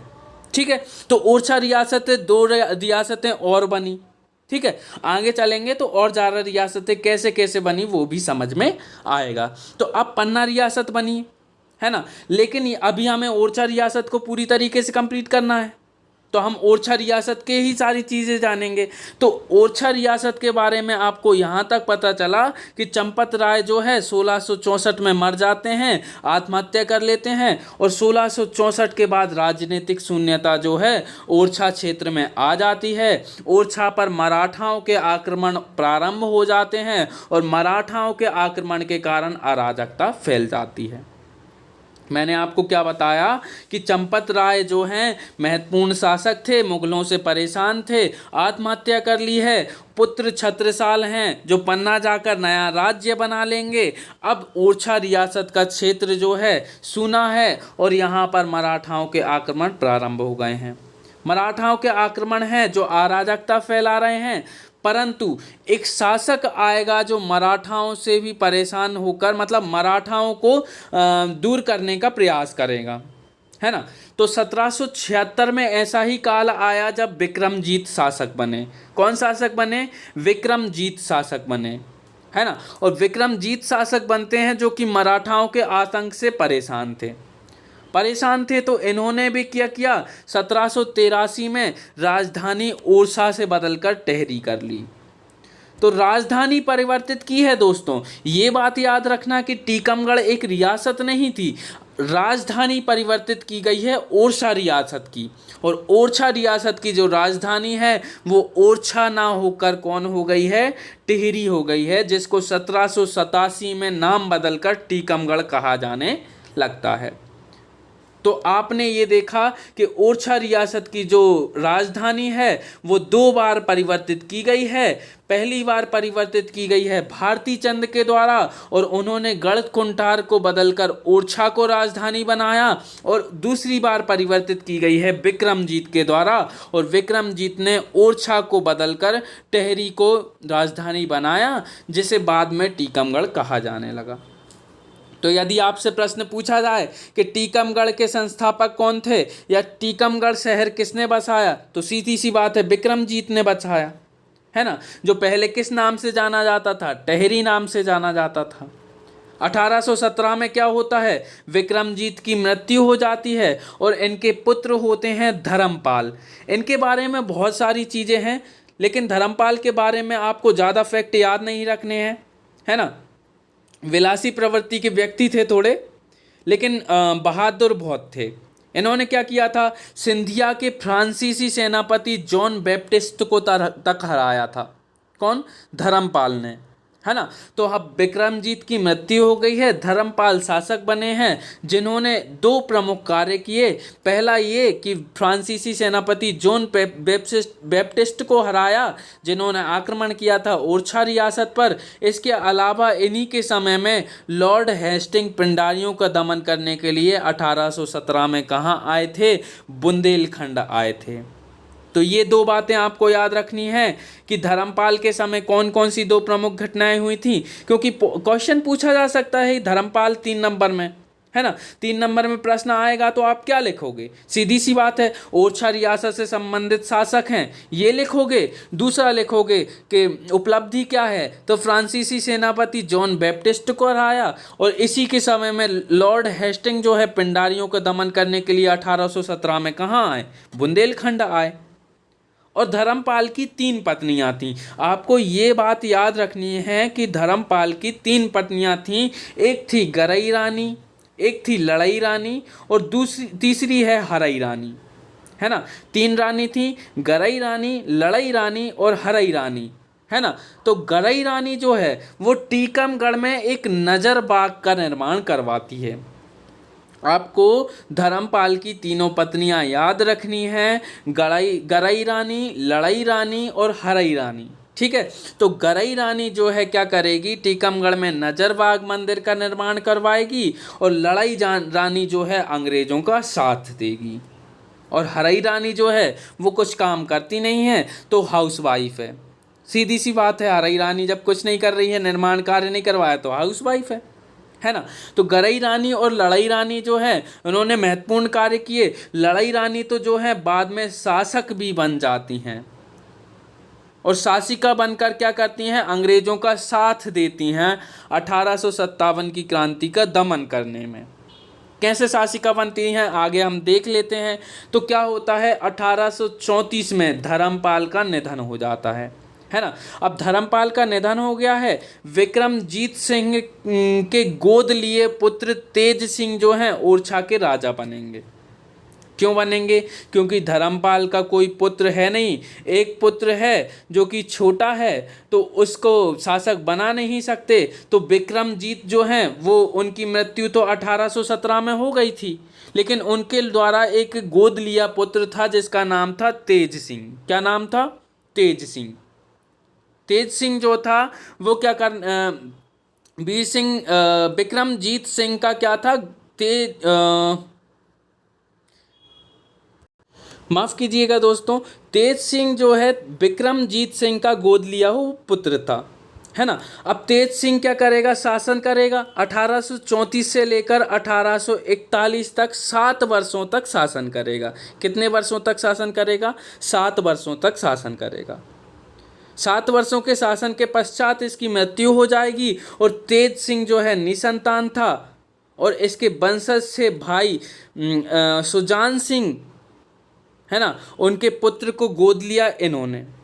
कब लिया, तो इन्होंने जब ये जिंदा थे, यानी कि ये जब शासक थे, तब इन्होंने क्या किया कि सुजान सिंह को गोद लिया, और गोद लेकर क्या किया, कंपनी सरकार को एक पत्र भेजा कि मैंने, क्योंकि मैं निसंतान हूँ, इसलिए मैंने क्या किया है, अपने वंशज भाई सुजान सिंह को क्या के ले लिया है, गोद ले लिया है, आप इसको स्वीकृति दे दीजिए। तो तेज सिंह ने सुजान सिंह को जो है गोद ले लिया। अब सुजान सिंह जो है शासक बनेगा और तेज सिंह की मृत्यु हो जाएगी। 1841 में तेज सिंह की मृत्यु हो गई है और सुजान सिंह जो है शासक बन गया है ना। सुजान सिंह शासक बना है और तेज सिंह की मृत्यु हो गई है, तो लड़ाई रानी जो है सुजान सिंह की संरक्षिका बनेंगी। क्यों बनेंगी? क्योंकि सुजान सिंह केवल 8 वर्ष के हैं। कितने वर्ष के हैं? 8 वर्ष के हैं, है ना। तो लड़ाई रानी क्या करेंगी, तेज सिंह के गोद लिए पुत्र सुजान सिंह की संरक्षिका बनेंगी और शासन प्रारंभ कर लेंगी। तो लड़ाई सरकार की कहानी आपको कहाँ से प्रारंभ करनी है? धर्मपाल की पत्नी से, है ना, कि धर्मपाल की 3 पत्नियां थीं, गरई रानी, लड़ई रानी और हरई रानी, है ना। गरई रानी ने केवल नजरबाग मंदिर बनवाया था। लड़ई रानी जो है अंग्रेजों का साथ देती है, शासन करती है, और हरई रानी जो है हाउसवाइफ है ना। तो अब धर्मपाल की जब मृत्यु होती है तो शासक बनते हैं तेज सिंह, और तेज सिंह को कोई पुत्र नहीं होता है, तो अपने वंशज भाई सुजान सिंह को गोद लेते हैं और कंपनी से क्या करते हैं, उसका स्वीकृति प्राप्त करते हैं। स्वीकृति प्राप्त करने के बाद जब इनकी मृत्यु 1841 में हो जाती है, तो लड़ाई रानी क्या करती हैं, सुजान सिंह के नेतृत्व में सुजान सिंह को शासक बनाकर उसकी संरक्षिका बनकर शासन प्रारंभ कर देती हैं, है ना। अब सुजान सिंह के पिता थे हृदय शाह और भाई थे उनके, सुजान सिंह जो थे उनके पिता थे और भाई थे। वो क्या चाहते थे कि सुजान सिंह जो है शासक बन चुका है, तो अब सुजान सिंह को मारकर हम दोनों क्या बन जाएं, शासक बन जाएं ओरछा रियासत के, है ना। तो लड़ाई रानी क्या चाहती थी कि अब हृदय शाह और सुजान सिंह के बड़े भाई को क्या ना बनने दिया जाए, शासक ना बनने दिया जाए। ना बनने दिया जाए तो लड़ाई रानी क्या करेंगी, सीधी सी बात है, अंग्रेजों से घनिष्ठता बढ़ा लेंगी, क्योंकि लड़ाई रानी जो हैं एक संरक्षिका हैं, सुजान सिंह जो हैं शासक हैं, और सुजान सिंह केवल 8 वर्ष के हैं, अपने पिता हृदय शाह और भाई की बात मान सकते हैं। इसलिए लड़ाई रानी ने क्या सोचा कि मैं अंग्रेज़ों से घनिष्ठता बढ़ा लेती हूँ और ओरछा रियासत जो है हृदय शाह और उसके बेटे के पास नहीं जा पाएगी। तो लड़ाई रानी कुछ कार्य करती हैं जिसके कारण अंग्रेज़ों से इनकी घनिष्ठता बढ़ जाती है। कौन कौन से महत्वपूर्ण कार्य करती हैं हम देख लेते हैं, है ना। तो लड़ाई रानी क्या करेंगी, अंग्रेज़ों से घनिष्ठता बढ़ाने के लिए कुछ महत्वपूर्ण कार्य करेंगी। पहला कार्य क्या करेंगी कि बुंदेला विद्रोह को दबाने में अंग्रेज़ों का साथ देंगी। कैसे साथ देंगी हम आगे देखेंगे, क्योंकि ये जैतपुर के राजा परीक्षित को पकड़वाती हैं। 1844 में जैतपुर के राजा परीक्षित को पकड़वाती हैं, तब बुंदेला विद्रोह को दबाने में अंग्रेज सफल हो जाते हैं। और ये किसके द्वारा संभव करवाया जाता है, तो लड़ाई रानी के द्वारा संभव करवाया जाता है। उसके अलावा 1844 में पकड़वाने के पश्चात 9 से 10 अगस्त में 1857 की जब क्रांति होती है और लक्ष्मीबाई के नेतृत्व में ग्वालियर पर आक्रमण किया जा रहा होता है, तो नत्थे खां को भेजती हैं कौन, लड़ाई रानी, लक्ष्मीबाई पर आक्रमण करने के लिए। तो 2 काम इन्होंने किए हैं, पहला बुंदेला विद्रोह को दबाने में अंग्रेजों का साथ दिया, दूसरा क्या किया है, रानी लक्ष्मीबाई पर आक्रमण करने के लिए नत्थे खां को भेजा है। लेकिन नत्थे खां क्या होता है, पराजित होता है और भाग जाता है। ठीक है, फिर उसके बाद तीसरा काम एक और करती हैं कि जनरल ह्यूरोज को बुंदेलखंड की क्रांति के दमन में सहायता करती हैं। ठीक है, जनरल ह्यूरोज को क्या, किसमें, बुंदेलखंड की क्रांति के दमन में सहायता करती हैं। उसके अलावा एक और काम कर लेती हैं, क्योंकि सुजान सिंह जो हैं वो तो अब शासक बनने लायक है नहीं, और उनके पिता शासक बनना चाहते हैं, तो ये क्या करती हैं, एक नए पुत्र को गोद ले लेती हैं जो दीगोर के जमींदार का पुत्र होता है, और उसका नाम होता है हमीर सिंह। तो हमने क्या देखा कि लड़ाई रानी एक संरक्षिका बनकर शासन करती हैं, अंग्रेज़ों का साथ देती हैं, और अंग्रेज़ों का साथ देने के कारण ये कुछ ना कुछ ऐसे काम करती हैं ताकि अंग्रेज़ इनसे खुश हो जाएं। तो ये बुंदेला विद्रोह को दबाने में अंग्रेज़ों का साथ देती हैं, और लक्ष्मीबाई पर आक्रमण भी करवाती हैं, यूरोज़ को बुंदेलखंड की क्रांति के दमन में सहायता भी करती हैं, दीगोर के जमींदार के पुत्र हमीर सिंह को गोद भी लेती हैं। अब आपको ये बात याद रखनी होगी कि इतना साथ अंग्रेज़ों का लड़ाई सरकार ने दिया है, इसलिए लड़ाई सरकार को एक उपाधि दी जाती है। क्या दी जाती है कि ओरछा रियासत की विक्टोरिया कौन है? तो लड़ाई रानी है। आपसे प्री में यदि प्रश्न पूछा जाए कि विक्टोरिया रियासत की माफ़ कीजिएगा, ओरछा राज्य की विक्टोरिया कौन है? तो लड़ाई रानी है। कौन है? लड़ाई रानी है ना। तो इस प्रकार से क्या हो जाती है, ओरछा रियासत कंप्लीट हो जाती है, और 1868 में जो है इनकी मृत्यु हो जाती है लड़ाई रानी की, और ओरछा रियासत जो है अंग्रेज़ों के कब्जे में चली जाती है। अब हमने ओरछा रियासत को पूरा कंप्लीट कर लिया है, और यहाँ से हमने 2 रियासतें भी उठा ली हैं। कौन कौन सी? एक चंदेरी बानपुर रियासत, एक दूसरी रियासत कौन सी उठा ली है? पन्ना रियासत। क्योंकि मैंने आपको पहले ही बताया था कि पन्ना रियासत जो है किसके द्वारा? चंपत राय के पुत्र छत्रसाल के द्वारा स्थापित की जाएगी, क्योंकि चंपत राय और उसके पुत्र दोनों मुगलों से परेशान होते हैं। चंपत राय तो आत्महत्या कर लेते हैं, लेकिन छत्रसाल भाग कर क्या करते हैं, या फिर पन्ना जाकर क्या करते हैं, नए राज्य की स्थापना कर लेते हैं। तो अगली जो रियासत हमें पढ़नी चाहिए वो कौन सी रियासत हो जाएगी? पन्ना रियासत हो जाएगी। कौन सी रियासत हो जाएगी? पन्ना रियासत हो जाएगी। तो ओरछा रियासत के शासक जो थे चंपत राय थे, और चंपत राय के पुत्र होते हैं छत्रसाल, और छत्रसाल पन्ना रियासत की स्थापना करते हैं। तो इनके संस्थापक कौन हो जाएंगे? छत्रसाल हो जाएंगे। यदि आपसे प्री में प्रश्न पूछा जाएगा कि पन्ना रियासत के संस्थापक कौन है, तो आपका उत्तर क्या होगा? छत्रसाल होगा। अब छत्रसाल के बारे में थोड़ा सा जान लेते हैं, आखिरकार कौन थे छत्रसाल, क्योंकि छत्रसाल के बारे में बहुत सारी कहानियाँ भी सुनी हुई हैं, और छत्रसाल बहुत प्रतापी राजपूत योद्धा भी थे, है ना। तो इनके बारे में परिचय में क्या देखेंगे कि इनका जन्म कब हुआ था? 4 मई 1649 ईस्वी को इनका जन्म हुआ था, और मध्य युग के एक महान राजपूत प्रतापी योद्धा थे। मुगल शासक औरंगजेब को बसिया की युद्ध में पराजित तक किया था।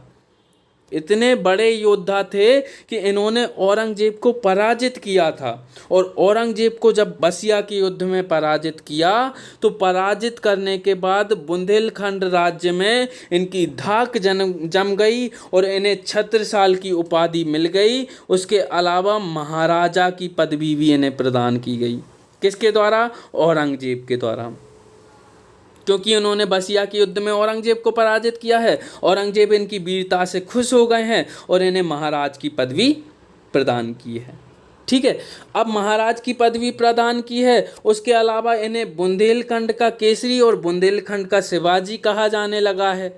क्यों कहा जाने लगा है? क्योंकि जिस प्रकार से शिवाजी जीवन भर औरंगजेब से लड़ते रहे। क्यों लड़ते रहे? क्योंकि वो क्या चाहते थे? मुगलों से आज़ाद होना चाहते थे। उसी प्रकार से ये भी जीवन भर क्या करते हैं?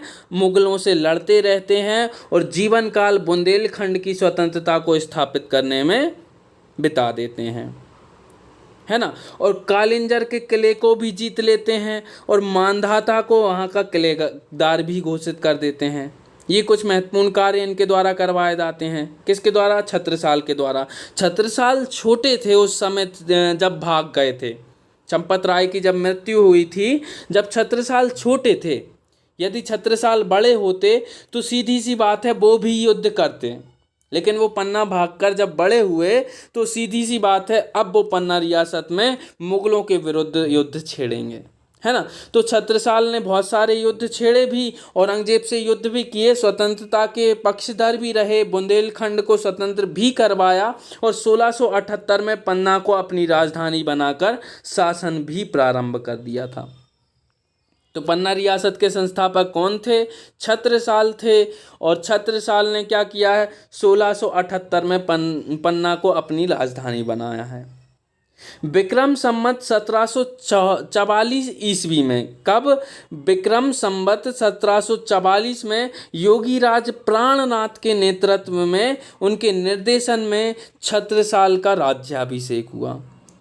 और फिर ये क्या करते हैं? साम्राज्य विस्तार की पताका लहराते हैं और इतना साम्राज्य विस्तार करते हैं कि बुंदेलखंड क्षेत्र में एक दोहा जो है बहुत ज़्यादा फेमस हो जाता है कि इत यमुना उत नर्मदा इत चम्बल उत टोंस, छत्रसाल सो लरन की रही न कहूँ होश। यानी कि ऊपर चंबल, उत्तर में चंबल, दक्षिण में नर्मदा, पूर्व में टोंस और पश्चिम में चंबल, यहाँ तक छत्रसाल का जो राज्य है विस्तार था। इस प्रकार से छत्रसाल जो हैं क्या करते हैं? अपने राज्य का विस्तार कर लेते हैं, ठीक है। लेकिन क्या होते हैं, जब ये बूढ़े होने लगते हैं धीरे धीरे, तो 1729 ईस्वी में, कब? 1729 ईस्वी में मोहम्मद खां बंगस के द्वारा आक्रमण किया जाता है। मोहम्मद शाह रंगीला के समय मोहम्मद खां बंगस के द्वारा, जो कि प्रयाग का सूबेदार था, उसके द्वारा छत्रसाल पर आक्रमण किया जाता है। और छत्रसाल का साथ नहीं देते हैं दतिया रियासत वाले और सेवड़ा रियासत वाले।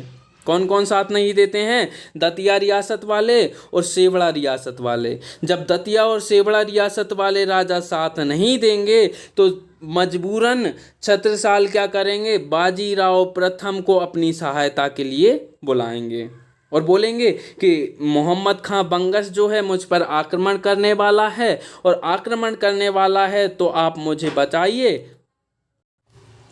अब मोहम्मद खां बंगस का आक्रमण हुआ है और बाजीराव प्रथम को बुलाया गया है, तो बाजीराव प्रथम आएंगे और इनकी सहायता करेंगे। तो सीधी सी बात है, क्या छत्रसाल क्या करेंगे? इनको अपना पुत्र मान लेंगे, क्योंकि आखिरकार इन्होंने सहायता की है बाजीराव प्रथम ने, है ना। तो छत्रसाल के द्वारा इनको अपना पुत्र मान लिया जाता है। किसको? बाजीराव प्रथम को। और छत्रसाल के द्वारा कुछ महत्वपूर्ण कार्य और भी किए जाते हैं, जैसे साहित्य संरक्षण का कार्य किया जाता है, जिसके अंतर्गत कवि भूषण, लाल कवि, बख्शी हंसराज जैसे जो है साहित्यकार इनके दरबार में थे।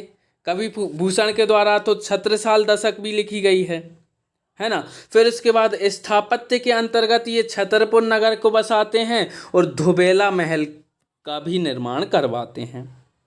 अब छत्रसाल जो हैं 1731 में मृत्यु हो जाती है इनकी, और मृत्यु से पहले ये क्या करते हैं? एक वसीयत तैयार करते हैं। और वसीयत तैयार करते समय ये अपने 3 पुत्रों में, जिनमें से 2 पुत्र तो हृदय शाह और जगत राम जो कि सगे बेटे थे, उसके अलावा तीसरा पुत्र पेशवा बाजीराव प्रथम था। क्यों? क्योंकि पेशवा बाजीराव प्रथम ने क्या किया था? छत्रसाल की सहायता की थी मोहम्मद खां बंगस के आक्रमण के समय। तो अब तीनों पुत्रों में क्या करेंगे? अपनी जो है रियासत को बांट देंगे। तो 3 पुत्र कौन कौन से हैं? हृदय शाह, दूसरा पुत्र है जगत राम और तीसरा पुत्र है पेशवा बाजीराव प्रथम। इन्होंने बांट दिया है। अब बांट दिया है तो सीधी सी बात है, हृदय शाह बड़े बेटे हैं, इनके पास आया है पन्ना, कालिंजर, मऊ, गढ़ाकोटा, राजगढ़ और अन्य 32 लाख की आय वाली रियासतें आई हैं। और दूसरे छोटे पुत्र हैं जिनका नाम है जगत राम या जगतराज, इनके पास जैतपुर, अजयगढ़, चरखारी, बीजावर, सरीला, भूरागढ़ और बांदा की रियासतें आई हैं। यानी कि ये क्षेत्र जो है जगतराज को प्राप्त हुआ है। इसके अलावा 35 लाख की आय वाली रियासतें प्राप्त हुई हैं, छोटी छोटी, है ना। तो अब यहाँ पर मैं आपको बता देता हूँ कि पहले ओरछा रियासत टूटी, कितने रियासतें मिली उससे हमें? 2 रियासतें मिली थी। कौन कौन सी? चंदेरी रियासत मिली थी और दूसरी मिली थी पन्ना रियासत। और अब जब पन्ना रियासत टूट रही है तो सीधी सी बात है, पन्ना रियासत से जितने भी क्षेत्र प्राप्त होंगे वो क्षेत्र धीरे धीरे एक रियासत के रूप में विकसित हो जाएंगे और कुल मिलाकर 15 बड़ी रियासतें उभर कर सामने आएंगी। तो इस प्रकार से बुंदेलखंड क्षेत्र में अनेक रियासतों का निर्माण हुआ। अब ओरछा रियासत से अनेक रियासतों की कहानी है ना। तो जगतराज ने ये सारे क्षेत्र प्राप्त किए। पेशवा बाजीराव प्रथम तो मराठा थे, उनको कालपी मिला, हटा मिला, अजयनगर मिला, जालौन मिला, सागर मिला, झांसी मिला, सिरोंज मिला, गुना मिला और 39 लाख की आय वाली छोटी छोटी रियासतें प्राप्त हुई। तो ये क्या हुआ है, 36 साल की वसीयत तैयार हुई है और सबको रियासतें मिल गई हैं। और रियासतें जैसे ही मिली हैं तो अब इन रियासतों में धीरे धीरे शासक बनते जाएंगे और शासक बनते बनते क्या होगा, बड़ी रियासतें होती जाएंगी और पन्ना के बाद अनेक रियासतों का निर्माण हो जाएगा। जबकि पेशवा बाजीराव प्रथम को जो रियासतें मिलेंगी उनका क्या होगा कि जब तृतीय आंग्ल मराठा युद्ध होगा तब ये सारा का सारा क्षेत्र किसको दे दिया जाएगा, मराठाओं के द्वारा अंग्रेजों को दे दिया जाएगा। इसी के कारण तो क्या होता है कि बुंदेलखंड रियासतों की और मराठाओं की दुश्मनी पैदा हो जाती है। क्यों? क्योंकि 1818 में क्या करेंगे, जो मराठा हैं वो ये क्षेत्र क्या करेंगे, अंग्रेजों को दे देंगे। और अंग्रेजों को देने के कारण ही तो जो बुंदेलखंड क्षेत्र के शासक होते हैं वो क्रोधित हो जाते हैं मराठाओं पर और मराठाओं से रुष्ट होकर वो दुश्मनी मोल लेते हैं मराठाओं की। ठीक है, तो मराठा इन पर आक्रमण भी करना प्रारंभ कर देते हैं बाद में। अब इसी क्रम में हम अगली जो रियासत देखेंगे वो कौन सी रियासत देखेंगे, जैतपुर रियासत देखेंगे। क्योंकि हमने 2 रियासतें देख ली हैं। पहली रियासत देखी हमने ओरछा रियासत, दूसरी रियासत देखी हमने पन्ना रियासत। अब उसके बाद अगली रियासत है जैतपुर रियासत। क्योंकि आपको पता है कि बंटवारे में जैतपुर रियासत जगतराज को प्राप्त हुई है। ये देखो जगतराज को प्राप्त हुई है तो सीधी सी बात है जगतराज यहाँ पर शासन करेगा 1732 से लेकर 1748 तक। अब जगतराज के बाद यहाँ का शासक बनेगा पहाड़ सिंह और पहाड़ सिंह जो है शासन करेगा 1748 से 1765 तक। और पहाड़ सिंह के बाद गजराज सिंह और गजराज सिंह के बाद केसरी सिंह आएगा।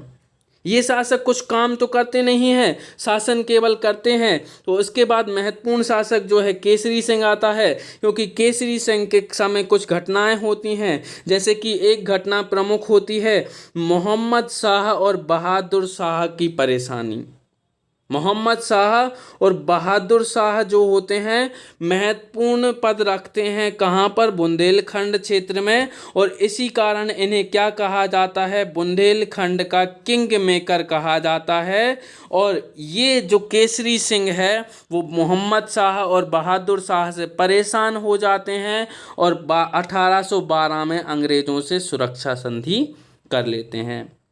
और अंग्रेजों से सुरक्षा संधि करने का मतलब क्या है, सीधी सी बात है, अब अंग्रेज जो है क्या करेंगे, शासन करेंगे। क्या करेंगे, शासन करेंगे।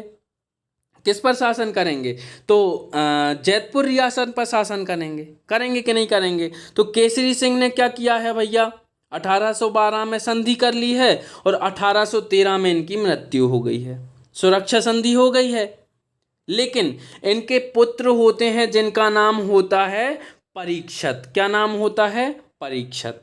आपको ये नाम बहुत अच्छी तरीके से याद रखना है कि जैतपुर के राजा कौन हैं, परीक्षत हैं। वो शासक बनते हैं कब, 1813 में और 1844 तक इनका शासनकाल रहता है।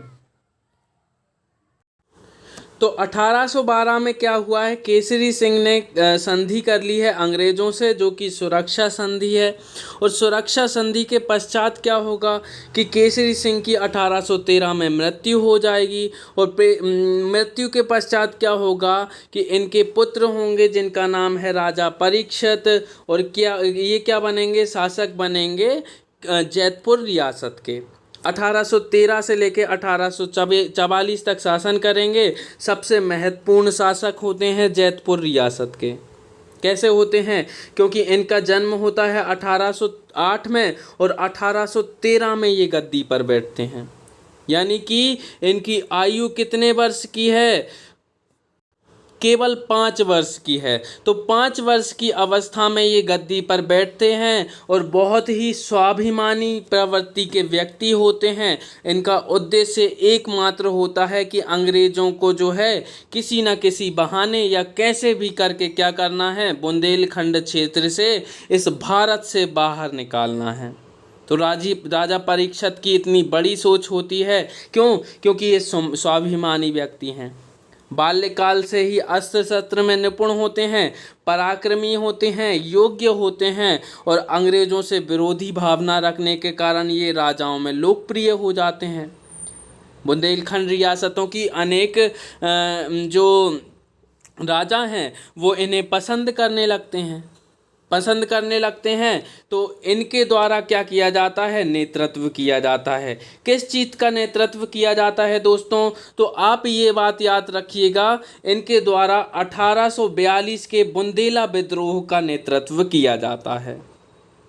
जब बुंदेला विद्रोह की बात आ ही गई है तो इसे हम यहीं कंप्लीट कर लेते हैं। तो बुंदेला विद्रोह को समझने से पहले आपको एक बात समझनी चाहिए कि बुड़वा मंगल मेला क्या है। जैतपुर रियासत के अंतर्गत बुड़वा मंगल मेला आखिरकार है क्या? जैतपुर रियासत का नहीं है, बुंदेलखंड रियासत का बुड़वा मंगल मेला है। कैसे? कि 1835 का समय चल रहा था। कब का? 1835 का समय चल रहा था और काशी के नरेश थे ईश्वर नारायण सिंह। ईश्वर नारायण सिंह ने क्या किया? बुड़वा मंगल मेले का आयोजन करवाया।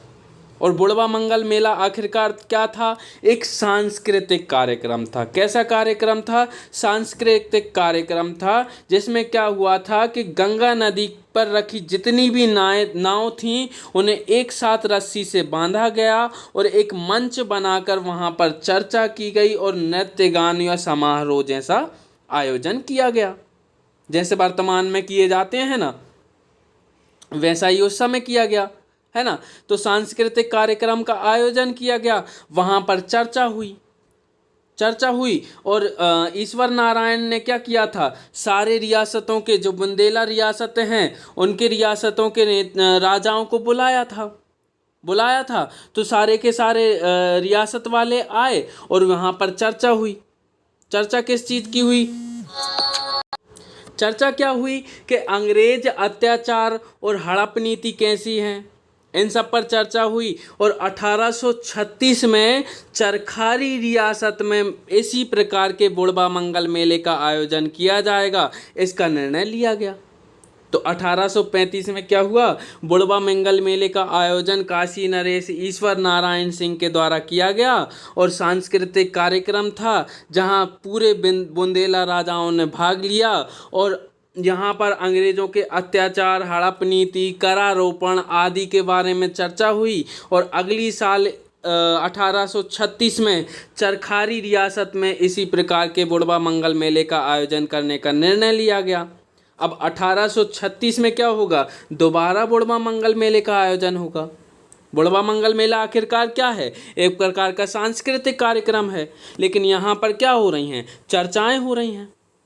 अब अगली साल यानी कि 1836 को क्या हुआ है? बुड़वा मंगल मेल का आयोजन हुआ है। और आयोजन किसने करवाया है? चरखारी रियासत ने करवाया है। और चरखारी रियासत के शासक कौन होते हैं? राजा रतन सिंह होते हैं। तो नेतृत्व कौन कर रहे हैं अगले बुड़वा मंगल मेले का? राजा रतन सिंह कर रहे हैं। तो राजा रतन सिंह के द्वारा बुड़वा मंगल मेले का आयोजन किया जाता है।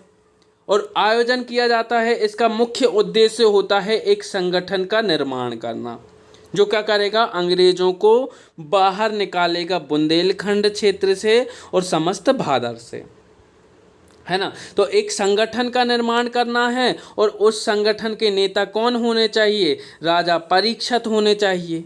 क्यों होने चाहिए? क्योंकि राजा परीक्षित कैसे हैं? बहुत ही स्वाभिमानी हैं और अस्त्र शस्त्र में भी निपुण हैं और पराक्रम और योग्य हैं। पराक्रमी और योग्य होने के साथ साथ राजाओं में लोकप्रिय भी हैं। तो सीधी सी बात है, इस संगठन के नेतृत्वकर्ता या नेता कौन होने चाहिए? राजा परीक्षित होने चाहिए। तो राजा परीक्षित को नेता बनाया और यही पहली बार क्या हुआ था, प्रथम अखिल भारतीय स्वतंत्रता का प्रस्ताव रखा गया था। यदि आपसे प्री में प्रश्न पूछा जाए कि पहली बार अखिल भारतीय स्वतंत्रता का प्रस्ताव कब पारित किया गया था, तो 1836 के बुढ़वा मंगल मेले में मध्य प्रदेश में पारित किया गया था, है ना। तो क्या होता है, ये आयोजित किया जाता है और निर्णय लिया जाता है कि हम क्या करेंगे, अब सशस्त्र विद्रोह करेंगे और एक संगठन के द्वारा क्या करेंगे, 1842 में बुंदेला विद्रोह करेंगे। तो बुढ़वा मंगल मेले का महत्व क्यों हो जाता है? क्योंकि बुढ़वा मंगल मेले के द्वारा ही बुंदेला विद्रोह की पृष्ठभूमि तैयार होती है। 1842 ईस्वी में बुंदेला विद्रोह प्रारंभ होता है और बुंदेला विद्रोह आपके लिए बहुत ज़्यादा इम्पोर्टेंट है, एक बार मेंस में पूछा भी जा चुका है, इसलिए आप इसे 5 नंबर में एज इट इज़ ऐसा का ऐसा फॉर्मेट लिखिए जैसा मैंने आपको बता रहा हूँ, और आपको 5 में से लगभग 4 नंबर या 3 नंबर मिल जाएंगे, है ना। तो इसका इंट्रो 1842 के बुंदेला विद्रोह का इंट्रो आप कैसे लिखोगे? तो 1842 ईस्वी के बुंदेला विद्रोह बुंदेलखंड की रियासतों द्वारा अंग्रेजों के खिलाफ किया गया सशस्त्र विद्रोह था और इसका उद्देश्य अंग्रेजों को बाहर निकालना था। कहाँ से? भारत से बाहर निकालना था। और यह योजना जो है 1836 के बुढ़वा मंगल मेले में बनाई गई थी या निर्मित की गई थी।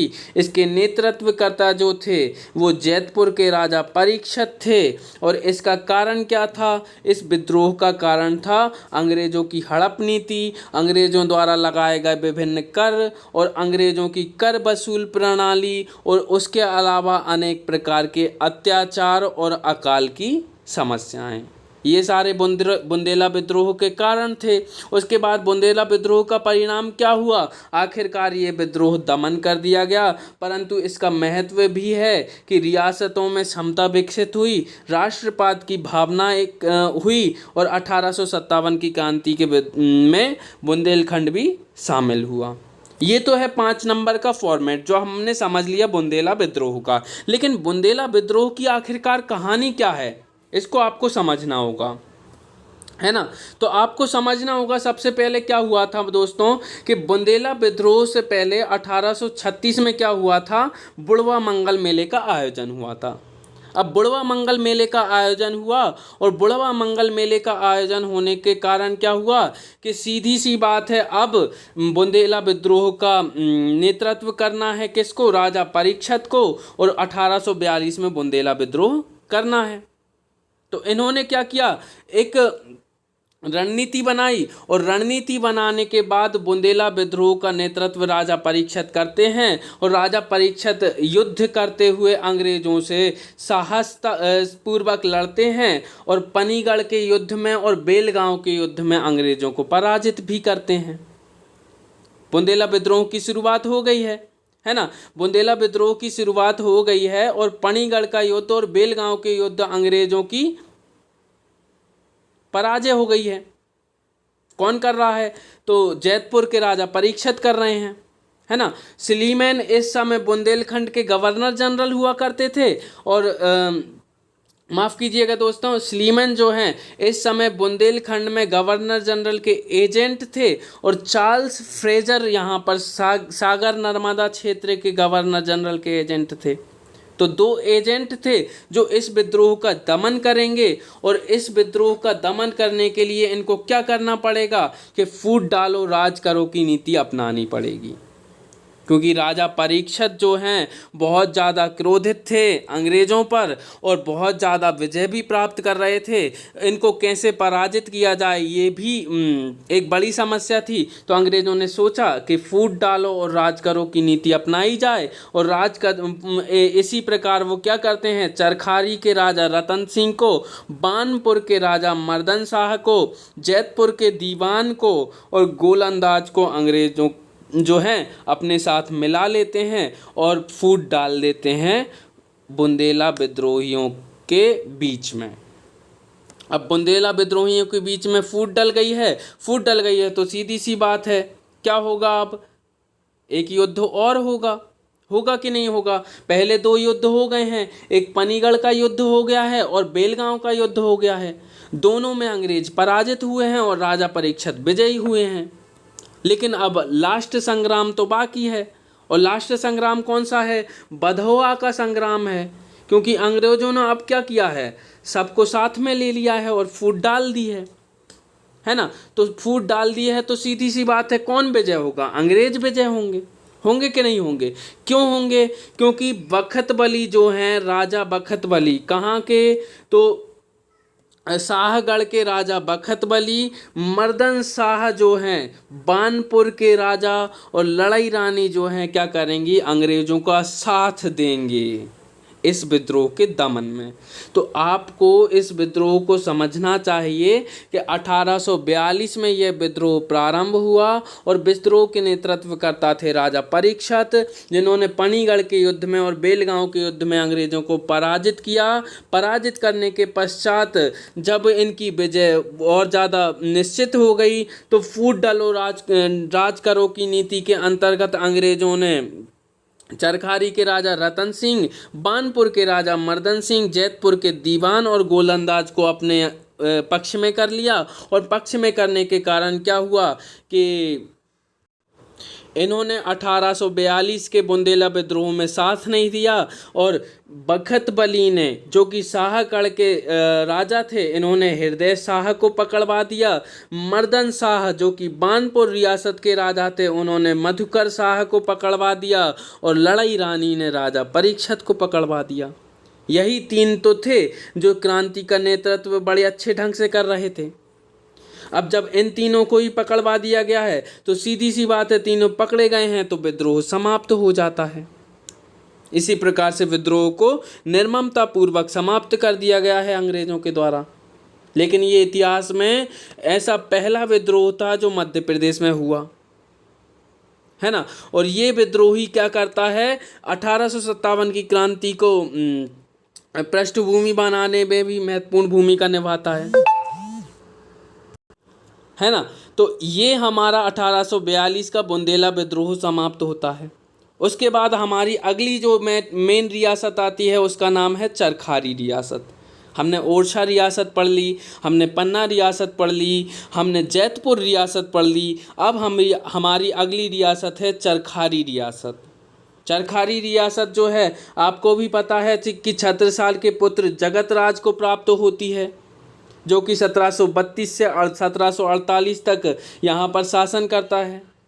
जगतराज के बाद यहाँ का शासक बनता है पहाड़ सिंह। पहाड़ सिंह के बाद कीरत सिंह यहाँ का शासक बनता है, और कीरत सिंह की मृत्यु के बाद 1765 में खुमान सिंह यहाँ का शासक बनता है। ये यहाँ के शासकों की क्रोनोलॉजी होती है।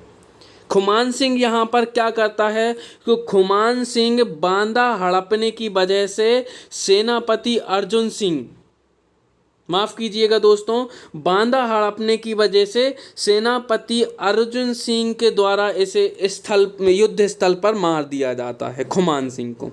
क्यों? क्योंकि खुमान सिंह क्या कर रहा है, खुमान सिंह बांदा को प्राप्त करना चाहता है, और बांदा को प्राप्त करना चाहता है तो खुमान सिंह का सेनापति अर्जुन सिंह से जो है वो खुमान सिंह से गुस्सा है, और खुमान सिंह पर अपना गुस्सा युद्ध स्थल में निकाल देता है, और युद्ध स्थल पर खुमान सिंह को मार देता है।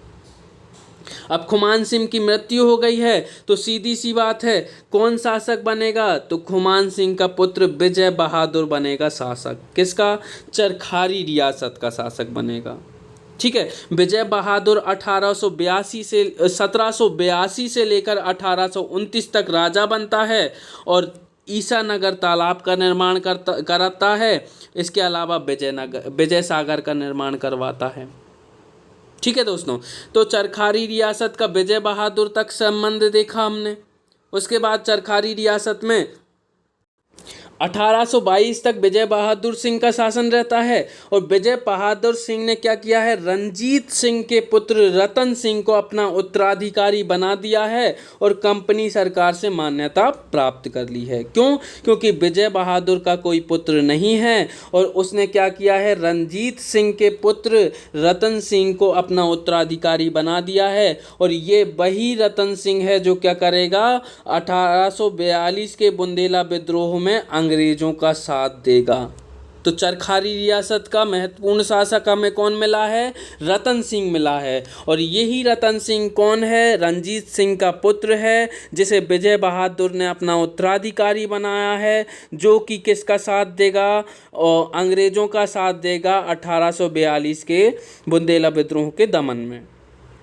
अब रतन सिंह जो है उत्तराधिकारी बना है, तो सीधी सी बात है, अब रतन सिंह उत्तराधिकारी बन गया है कि नहीं बन गया है, और विजय बहादुर ने इसे उत्तराधिकारी बनाया है। लेकिन ये कारण नहीं है कि रतन सिंह 1842 के बुंदेला विद्रोह को जो है साथ ना दे, अंग्रेजों का साथ दे। कारण कुछ और था। कारण क्या था कि विजय बहादुर जो हैं रणजीत सिंह के पुत्र रतन सिंह यानी कि रतन सिंह को जब उत्तराधिकारी घोषित करते हैं तो उस समय उसका विरोध कर रहे होते हैं राजा परीक्षित। और राजा परीक्षित विरोध करते हुए क्या बोलते हैं कि चरखारी रियासत का शासक अब मैं बनूंगा, है ना।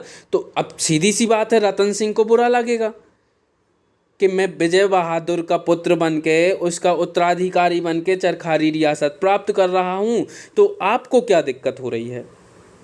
तो राजा परीक्षित से वो हमेशा के लिए नाराज हो जाते हैं। इसी चक्कर में 1842 के बुंदेला विद्रोह में जो है रतन सिंह क्या नहीं देते हैं, राजा परीक्षित का साथ नहीं देते हैं। ठीक है, ये कारण होता है राजा परीक्षित के साथ ना देने का। ठीक है, फिर इसके बाद अगली रियासत आ जाती है शाहगढ़ रियासत।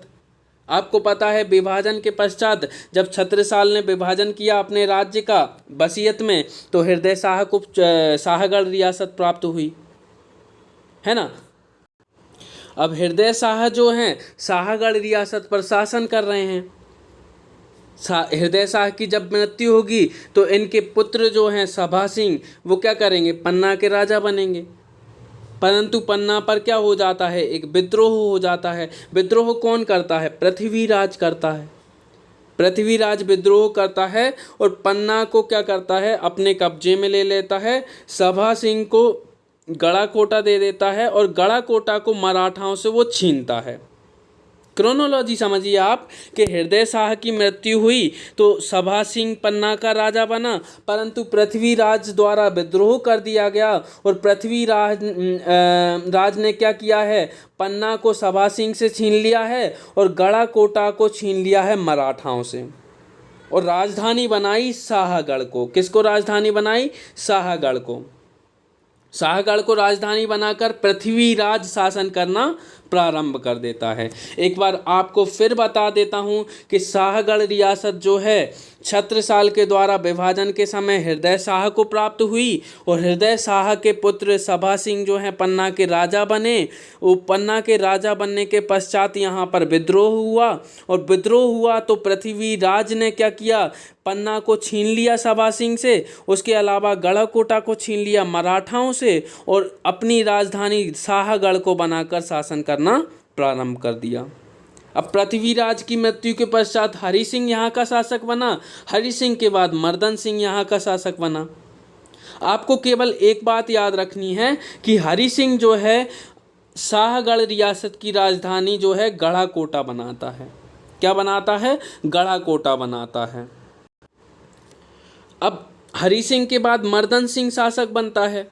मर्दन सिंह क्या करेगा, 1808 में मालथौन दुर्ग बनवाएगा। क्या बनवाएगा, 1808 में मालथौन का दुर्ग बनवाएगा और 1809 में इसी के समय राघोजी भोसले का आक्रमण होगा। कहाँ पर, गढ़ाकोटा पर।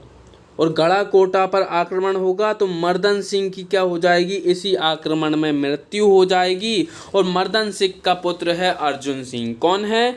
अर्जुन सिंह। और अर्जुन सिंह अपने पिता की मृत्यु का बदला लेने के लिए और अपने राज्य को बचाने के लिए सिंधिया से मदद मांगते हैं। किससे मदद मांगते हैं? सिंधिया से मदद मांगते हैं। और सिंधिया बोलते हैं कि मैं मदद तो कर दूंगा लेकिन मैं आपका आधा राज्य ले लूँगा। तो अर्जुन सिंह ने बोला ठीक है, मैं आधा राज्य देने को तैयार हूँ, आप बस हम मेरे राज्य की रक्षा कर लीजिए। तो सिंधिया जो है साथ देते हैं और गढ़ाकोटा को जो है प्राप्त कर लेते हैं। अब बचे हुए शाहगढ़ को राजधानी बनाकर अर्जुन सिंह शासन करेगा, क्योंकि गढ़ाकोटा जो है अब सिंधिया के कब्जे में आ गया है ना। अब अर्जुन सिंह की मृत्यु हो जाती है और इनके भतीजे बखत बली जो हैं उत्तराधिकारी बनते हैं कि नहीं बनते हैं? क्योंकि भतीजे जो हैं अपने जो पूर्वज थे मर्दन सिंह, उनकी रियासत यानी कि गढ़ाकोटा को प्राप्त करना चाहते थे, इसलिए क्या करेंगे, वो अंग्रेज़ों का साथ देंगे। क्योंकि अंग्रेज़ इनको बहला फुसला कर ये बोलेंगे कि हम तुम्हें गढ़ाकोटा वापस दे देंगे, हमारा साथ दो, क्योंकि फूट डालो राज करो की नीति तो है ही सही। तो बखतवली बोलेंगे ठीक है, मैं अंग्रेज़ों का साथ दे देता हूँ, मुझे अपना गढ़ाकोटा वापस मिल जाएगा। लेकिन जब नहीं होता है तो 1857 की क्रांति में बखतवली क्या करते हैं, साथ देते हैं ना रानी लक्ष्मीबाई का। आगे चल के हम देखेंगे, है ना। तो 22 दिसंबर 1842 को जब हीरापुर के हृदय शाह को सपरिवार पकड़वाया, किसने? बखतवली ने। क्यों पकड़वाया? क्योंकि इन्होंने अंग्रेज़ों ने वादा किया था किससे? बखतवली से, कि हम आपको आपका गढ़ाकोटा वापस दिलवाएंगे, है ना।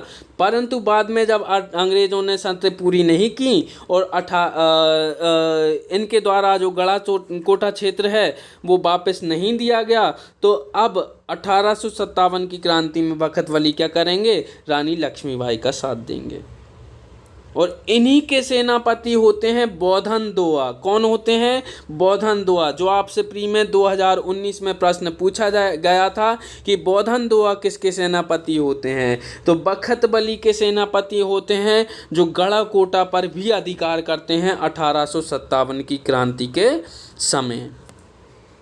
तो बौधन दोआ को बुंदेलखंड का मंगल पांडे भी कहा जाता है, ये चीज़ आपको याद रखनी है, ठीक है।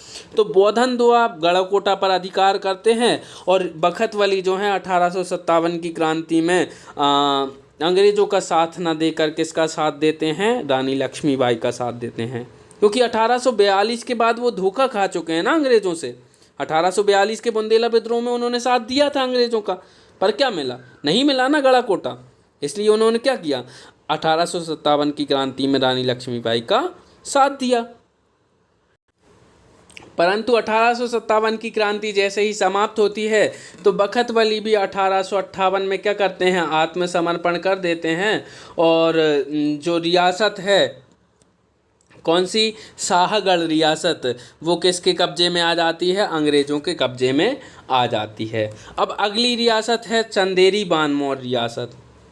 मैंने आपको बताया था कि मुग़ल सम्राट शाहजहां ने राम शाह के वंशज भरत सिंह से प्रसन्न होकर चंदेरी रियासत को सनद में दिया था 1617 में। किसको?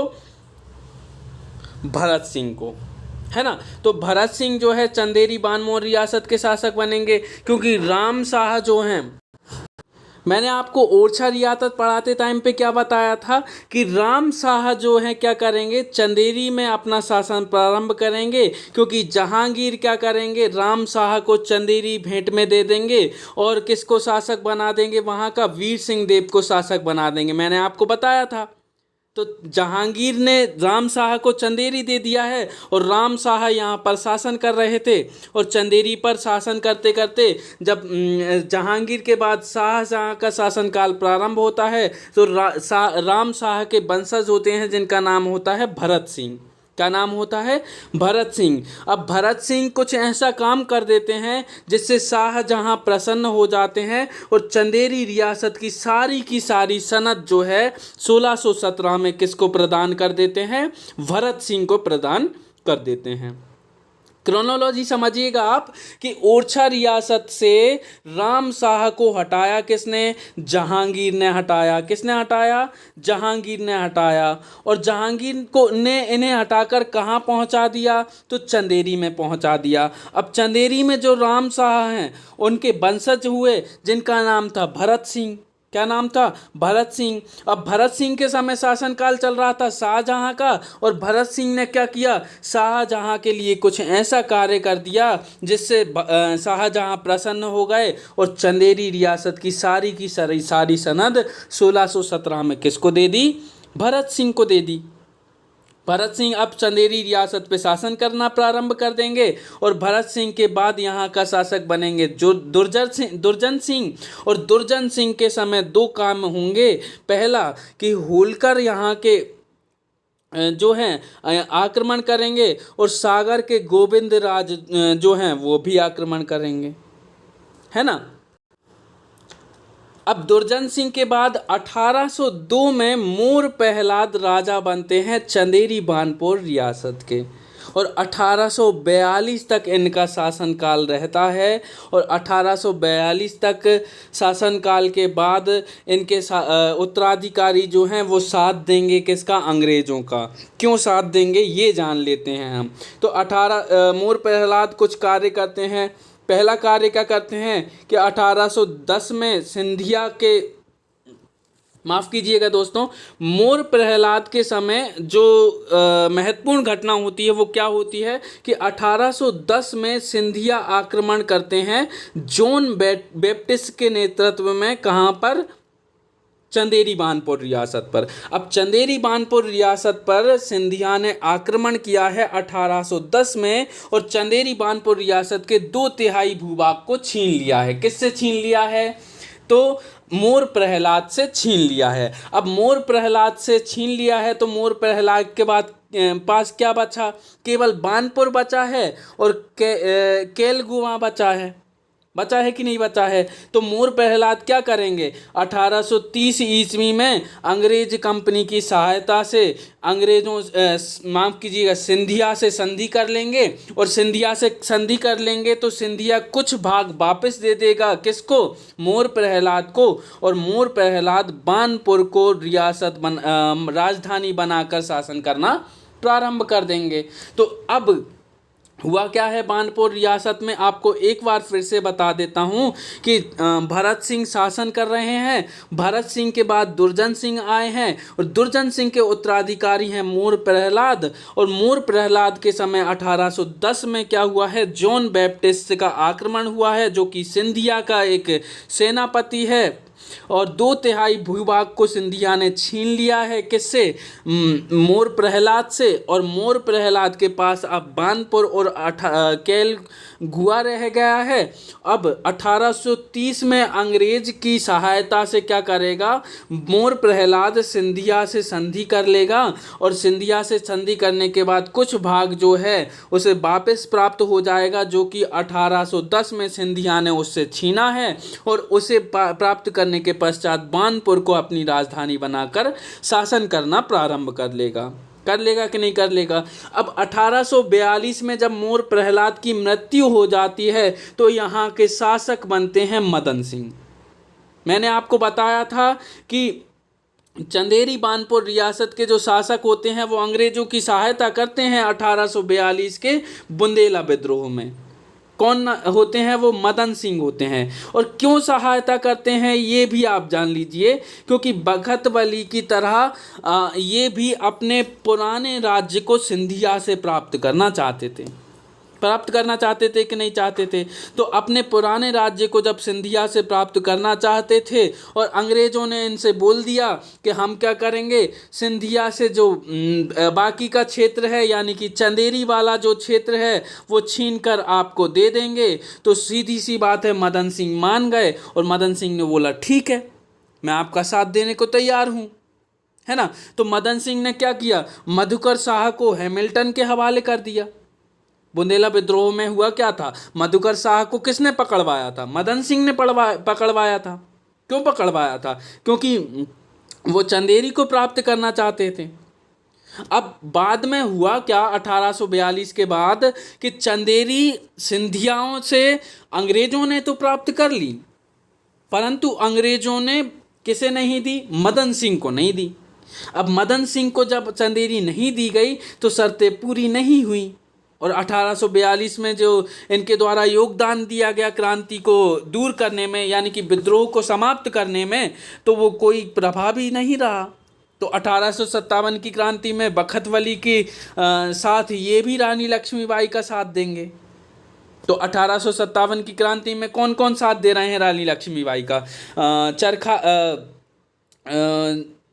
चरखारी रियासत के बखतवली हैं, और बानपुर रियासत के कौन हैं, मदन सिंह हैं। ये साथ देंगे 1857 की क्रांति में रानी लक्ष्मीबाई का, है ना। अब इसके बाद अगली रियासत कौन सी है, तो अगली रियासत है अजयगढ़ रियासत। अजयगढ़ रियासत जो है आपको पता है कि जैतपुर के राजा थे पहाड़ सिंह। पहाड़ सिंह ने 1765 में क्या किया, बांदा अजयगढ़ अपने भतीजे गुमान सिंह को दे दिया। हम पढ़ते आए थे जगत राज के बाद पहाड़ सिंह शासक बनते हैं। तो पहाड़ सिंह क्या करते हैं कि 1765 में बांदा अजयगढ़ रियासत जो है अपने भतीजे गुमान सिंह को दे देते हैं। गुमान सिंह आखिरकार कौन है, तो गुमान सिंह इनका भतीजा है, किसका, पहाड़ सिंह का। अब गुमान सिंह की जैसे ही मृत्यु होती है तो इनके गोद लिए पुत्र होते हैं जिनका नाम होता है बखत सिंह, है ना। बखत सिंह क्या करता है भैया, यहाँ पर शासन करना प्रारंभ करता है अजयगढ़ रियासत पर, बांदा अजयगढ़ रियासत पर, है ना। और बखत सिंह के समय ही एक व्यक्ति होता है जिसका नाम होता है लक्ष्मण दोआ। क्या नाम होता है, लक्ष्मण दोआ। अजयगढ़ रियासत का किलेदार होता है और लूट मार के लिए बहुत ज़्यादा फेमस होता है। 1857 की क्रांति में भी योगदान इस रियासत के द्वारा दिया गया था। और लक्ष्मण दोआ क्या करता है पता है, अंग्रेज़ों को बहुत ज़्यादा परेशान करता है, लूट मार मचाता है। 1857 की क्रांति के दौरान यहाँ के शासक होते हैं महीपत सिंह, और उनकी पत्नी क्रांति में क्या करती हैं, दमन करने में अंग्रेज़ों का साथ देती हैं। तो आपको ये बात याद रखनी है कि 1857 की क्रांति में अजयगढ़ रियासत क्या करती है, अंग्रेज़ों का साथ देती है। अब अजयगढ़ रियासत के बाद अगली रियासत है छतरपुर रियासत। दोस्तों ये ज़्यादा इम्पोर्टेंट रियासतें नहीं हैं, केवल 3-3 नंबर में ये दम रखती हैं और 3 नंबर में ही इन्हें पूछा जाना चाहिए। लेकिन अगर पूरी रियासत पर टिप्पणी लिखने को आ गई तो हम ये सारी छोटी छोटी रियासतों के नाम और इनकी स्थापना ही लिख सकते हैं। तो छतरपुर रियासत की स्थापना हुई 1785 में। सोने सिंह या फिर सोने जू ने यहाँ पे छतरपुर रियासत की स्थापना की। 1816 में इनका निधन हो जाता है और इनके पुत्र होते हैं प्रताप सिंह, जो उसी शासक बनते हैं। अंग्रेज़ों से सहायक संधि कर लेते हैं, सुरक्षा संधि कर लेते हैं। कर्नल वेली ने इन्हें राजा बहादुर की उपाधि दी थी और पन्ना का प्रबंधक भी ये बने थे। 1854 में जब प्रताप सिंह की मृत्यु हो जाती है तो इनके नाबालग पुत्र होते हैं जिनका नाम होता है जगत राज, वो शासक बनते हैं। और 1857 की क्रांति में प्रताप सिंह की पुत्री माफ़ कीजिएगा पत्नी जिन अंग्रेज़ों का साथ देती हैं। किसका साथ देती हैं, अंग्रेज़ों का साथ देती हैं। तो 2 रियासतें अंग्रेज़ों का 1857 की क्रांति में साथ दे रही हैं। पहली है अजयगढ़ रियासत और दूसरी है छतरपुर रियासत। छतरपुर रियासत के बाद अगली रियासत आती है दतिया रियासत। दतिया रियासत के राजा थे परीक्षित और इन्होंने 1801 से 1849 तक शासन किया था। उसके बाद मराठाओं से त्रस्त हो गए थे तो 1804 में इन्होंने क्या की थी, अंग्रेज़ों से सुरक्षा संधि कर ली थी और दतिया रियासत जो है अंग्रेज़ों के कब्जे में आ गई थी। अब अगली रियासत है विजय राघवगढ़ रियासत। विजय राघवगढ़ रियासत वर्तमान कटनी में अवस्थित क्षेत्र था। पन्ना रियासत के पतन के पश्चात पन्ना के सेनापति होते हैं जो मैहर में जाकर शासन करना प्रारंभ कर देते हैं और मैहर को दो भागों में डिवाइड कर देते हैं अपने पुत्रों में। पहला पुत्र होता है विष्णु सिंह और विष्णु सिंह को मैहर दे देते हैं 1826 में, और 1826 में ही दूसरे पुत्र प्रयागदास को विजय राघवगढ़ रियासत दे देते हैं और इस प्रकार से विजय राघवगढ़ रियासत का निर्माण हो जाता है। बुंदेलखंड की रियासतें और 1857 की क्रांति देख लेते हैं कि बुंदेलखंड की रियासतें और 1857 की क्रांति एक दूसरे से किस प्रकार संबद्ध है। तो हम पीछे देख कर भी आए हैं कि 1857 की क्रांति में कुछ महत्वपूर्ण राजा होते हैं जो साथ देते हैं विद्रोहियों का, और वहीं कुछ रियासतें ऐसी भी होती हैं जो कि अंग्रेज़ों का साथ देती हैं विद्रोह को दमन करने में, 1857 की क्रांति को समाप्त करने में, है ना। तो 8 जून 1857 को झांसी की से बुंदेलखंड की क्रांति जो है प्रारंभ होती है। यानी कि बुंदेलखंड में 1857 की क्रांति प्रारंभ कब होती है? 8 जून 1857 को। किसके द्वारा? रानी लक्ष्मीबाई के द्वारा प्रारंभ कर दी जाती है। और 8 जून को 110 अंग्रेज जो है झोंकनबाग में मौत के घाट उतार दिए जाते हैं। क्या घटना होती है? 8 जून को 110 अंग्रेज झोंकनबाग में मौत के घाट उतार दिए जाते हैं। और 1 जुलाई 1857 को सागर में भी जो है क्रांति प्रारंभ हो जाती है। बानपुर का नेतृत्व मर्दन सिंह कर रहे होते हैं। उत्तरी बुंदेलखंड में रानी लक्ष्मीबाई, तात्या टोपे और अली बहादुर होते हैं। मध्य बुंदेलखंड में मर्दन सिंह और बखत बली होते हैं। दक्षिणी बुंदेलखंड में अवंतीबाई जो है क्रांति का नेतृत्व कर रही होती हैं। अंततः होता क्या है कि यूरोज के नेतृत्व में सेंट्रल इंडिया फोर्स का गठन किया जाता है और लंबे संघर्ष के बाद क्रांति का जो है दमन कर दिया जाता है। इसमें अजयगढ़ रियासत जो है किसका साथ देती है? तो ये साथ देती है अंग्रेज़ों का। उसके अलावा एक और रियासत है जो साथ देती है अंग्रेज़ों का, वो है विजय राघवगढ़ रियासत, है ना। अब इस क्रांति का परिणाम क्या होता है कि रानी लक्ष्मीबाई वीरगति को प्राप्त हो जाती हैं, तात्या टोपे को फांसी दे दी जाती है और बखत वली और मर्दन सिंह 1858 तक आते आते क्या कर लेते हैं? आत्मसमर्पण कर देते हैं। और क्रांति के दमन में टीकमगढ़, चरखारी, पन्ना रियासतों ने अंग्रेज़ों का भी साथ दिया था। यानी कि ये रियासतें भी थीं जिन्होंने क्या किया था? अंग्रेज़ों का साथ दिया था। उसके बाद अब ये देख लेते हैं नरेंद्र मंडल क्या है, चैम्बर ऑफ प्रिंसेस जिसे बोलते हैं। तो दोस्तों हुआ क्या था कि 1885 में कांग्रेस बन गई थी। कांग्रेस बन गई थी तो सीधी सी बात है, कांग्रेस बनने के बाद क्या हुआ है कि अंग्रेज़ों को डर है कि सारे के सारे राजा जो हैं कांग्रेस के पक्ष में ना हो जाएं, इसलिए अंग्रेज़ क्या करेंगे? नरेंद्र मंडल की स्थापना करेंगे 1921 में, ताकि सारे के सारे रियासतों के राजाओं को तो नहीं लेकिन कुछ महत्वपूर्ण राजाओं को अपने पक्ष में कर सकें। इसलिए 1921 में अंग्रेज क्या करेंगे? दिल्ली में नरेंद्र मंडल का गठन करेंगे। इसका उद्देश्य है राजाओं का समर्थन प्राप्त करना और देश में पनप रही राष्ट्रवाद की भावना को कम करना। और इसके प्रतिनिधि होते हैं 121 रियासतों के राजा। ठीक है। उसके बाद चरण पादुका नरसंहार देख लेते हैं, आखिरकार क्यों हुआ था। तो 1930 में सविनय अवज्ञा आंदोलन चल रहा था, है ना। और छतरपुर क्षेत्र, अजयगढ़ क्षेत्र और बीजावर रियासतों में भी विद्रोह की ज्वाला जो है भड़कने लगी थी और विरोधी आंदोलन चलने लगे थे। बुंदेलखंड क्षेत्र के अंतर्गत छतरपुर, अजयगढ़ और बीजावर रियासतों में भी विरोधी आंदोलन चल रहे थे और एक सभा का गठन किया गया था। उस सभा के सभापति बनाए गए कुंवर सिंह को और मंत्री बनाए गए राम सफाए तिवारी को। हुआ क्या था कि 1930 में सविनय अवज्ञा आंदोलन चल रहा था और उसी सविनय अवज्ञा आंदोलन के अंतर्गत छतरपुर, अजयगढ़ और बीजापुर रियासतों में भी विरोधी आंदोलन चल रहे थे। और विरोधी आंदोलन के चलते यहाँ पर एक सभा का गठन किया गया या फिर सभा का आयोजन किया गया, जिसके सभापति थे कुंवर सिंह और मंत्री थे राम सहाय तिवारी।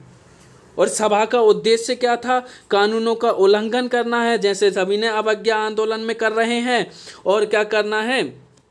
कर नहीं देना है, नमक कानून तोड़ना है ना। तो अब इसी समय एक घटना होती है। क्या घटना होती है कि लोंडी तहसील में गणेश नाम के एक हरिजन की अंग्रेजों द्वारा पीट पीट कर हत्या कर दी जाती है, क्योंकि ये व्यक्ति क्या नहीं दे रहा है? कर नहीं दे रहा है। अब इसी से क्रोधित होकर राम सहाय तिवारी क्या करते हैं? वहाँ के जो एजेंट होते हैं, एजेंट फिशर, उसको मारने की कोशिश करते हैं। मारने की कोशिश करते हैं तो इन्हें क्या हो जाती है? 9 वर्ष के कठिन कारावास सुना दिया जाता है। 9 वर्ष का कठिन कारावास इन्हें सुना दिया गया है। अब सभा का मंत्री का पद जो है वो खाली हो गया है। क्यों? क्योंकि राम सहाय तिवारी को तो 9 वर्ष का जो कठिन कारावास सुनाया गया है, तो अब वो तो कारावास में हैं। तो अब मंत्री किन्हें बनाया जाएगा? सभा का लल्लू सिंह को बनाया जाएगा। किसको बनाया जाएगा? लल्लू सिंह को बनाया जाएगा। और इसी सभा का आयोजन जो है करने के पश्चात 4 जनवरी 1931 को गवर्नर जनरल से मिलने के लिए सारे के सारे लोग जाएंगे सभा के। और गवर्नर जनरल से मिलने पर भी कोई समाधान जब नहीं निकलेगा तो दूसरी सभा का आयोजन 14 जनवरी 1931 को किया जाएगा। अब बात को समझिए कि 1930 में एक सभा का आयोजन हुआ है, जिसके सभापति कुंवर सिंह है और मंत्री राम सहाय तिवारी हैं।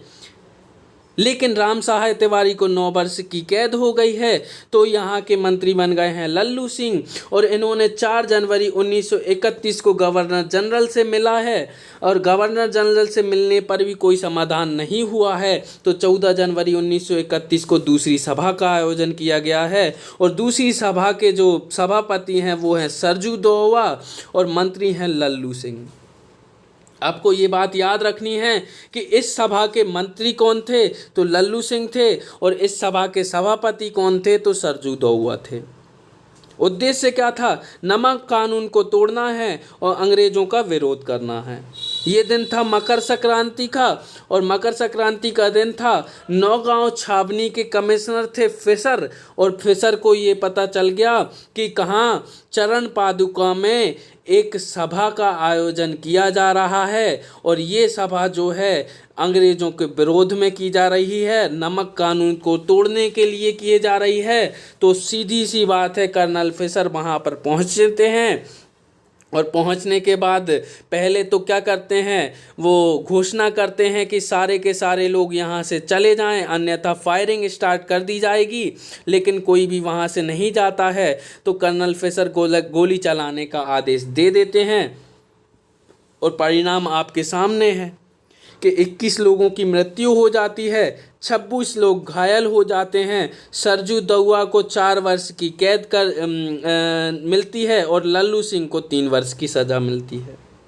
तो इस प्रकार से चरण पादुका क्षेत्र जो है छतरपुर में आता है और छतरपुर में जो है चरण पादुका नरसंहार हो जाता है, जिसे मध्य प्रदेश का जलियांवाला बाग हत्याकांड भी कहा जाता है। तो आपसे प्री में भी प्रश्न पूछे जा सकते हैं और मेंस में भी यहाँ से प्रश्न पूछे जा सकते हैं। ठीक है। फिर इसके बाद आप देख लीजिए प्रजामंडल क्या है। तो जैसे नरेंद्र मंडल अंग्रेजों के द्वारा गठित किया गया, तो उसी के विरोध में आम जनता ने क्या किया? 1921 में प्रजामंडल का गठन किया। इसका उद्देश्य क्या था? ब्रिटिश शासन और राजाओं का विरोध करना, जो ब्रिटिशों के साथ हैं, है ना। फिर इसके बाद क्या हुआ? थोना लोहारी गोलीकांड भी हुआ। थोना लोहारी गोलीकांड क्या था?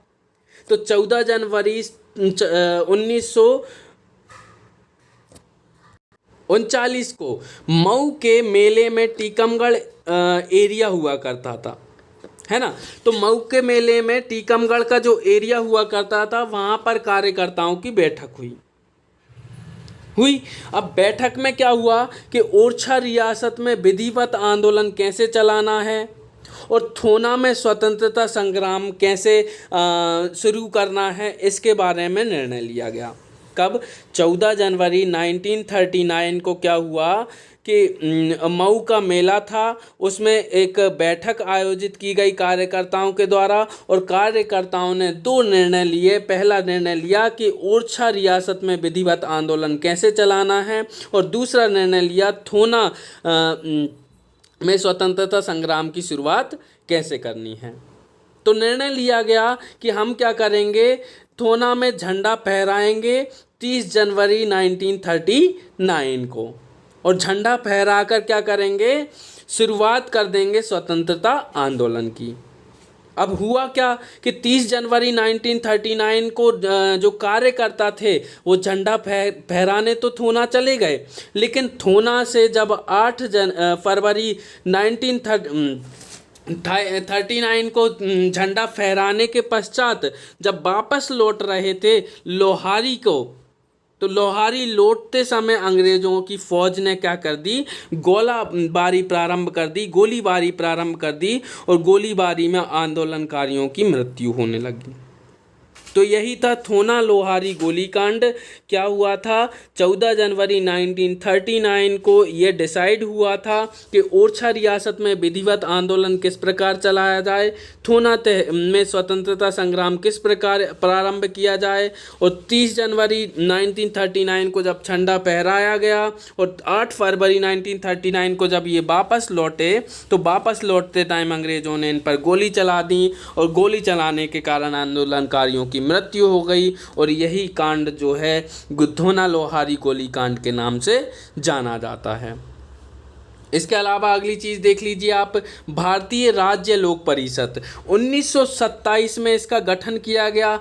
अमृतलाल सेठ ने इसका गठन किया था और इसका एकमात्र उद्देश्य ये था कि सभी रियासतों में प्रजामंडल की स्थापना की जाए, है ना। फिर इसके बाद ओरछा सेवा संघ का भी गठन किया गया 25 सितंबर 1942 में, जो बुंदेलखंड का आर्थिक सामाजिक विकास करेगी। फिर इसके बाद अंततः जब भारत आज़ाद हो गया तो विंध्य प्रदेश का निर्माण हुआ। 12 मार्च 1948 को बीपी मेमन विंध्य प्रदेश के निर्माण में महत्वपूर्ण भूमिका निभाते हैं, क्योंकि बीपी मेमन बुंदेलखंड क्षेत्र में आते हैं और वो सभी राजाओं से क्या करते हैं, स्वीकृति प्राप्त कर लेते हैं कि विंध्य प्रदेश का जो है गठन किया जाना चाहिए। और 1 जनवरी 1950 का समय जब आता है तो विंध्य प्रदेश को केंद्र शासित प्रदेश के रूप में अधिग्रहित कर लिया जाता है। तो इस प्रकार से बुंदेलखंड की रियासत जो है पूरी की पूरी कंप्लीट हो जाती है। आप एक बार इसे अच्छी तरीके से देख लीजिएगा ताकि आपके सारे के सारे प्रश्न जो हैं हल हो जाएं और कल आपकी अगली रियासत जो है कंप्लीट की जाएगी और बुंदेलखंड रियासत के साथ ही आपका यूनिट 5 जो है पेपर 1 का कंप्लीट हो जाएगा। थैंक यू दोस्तों।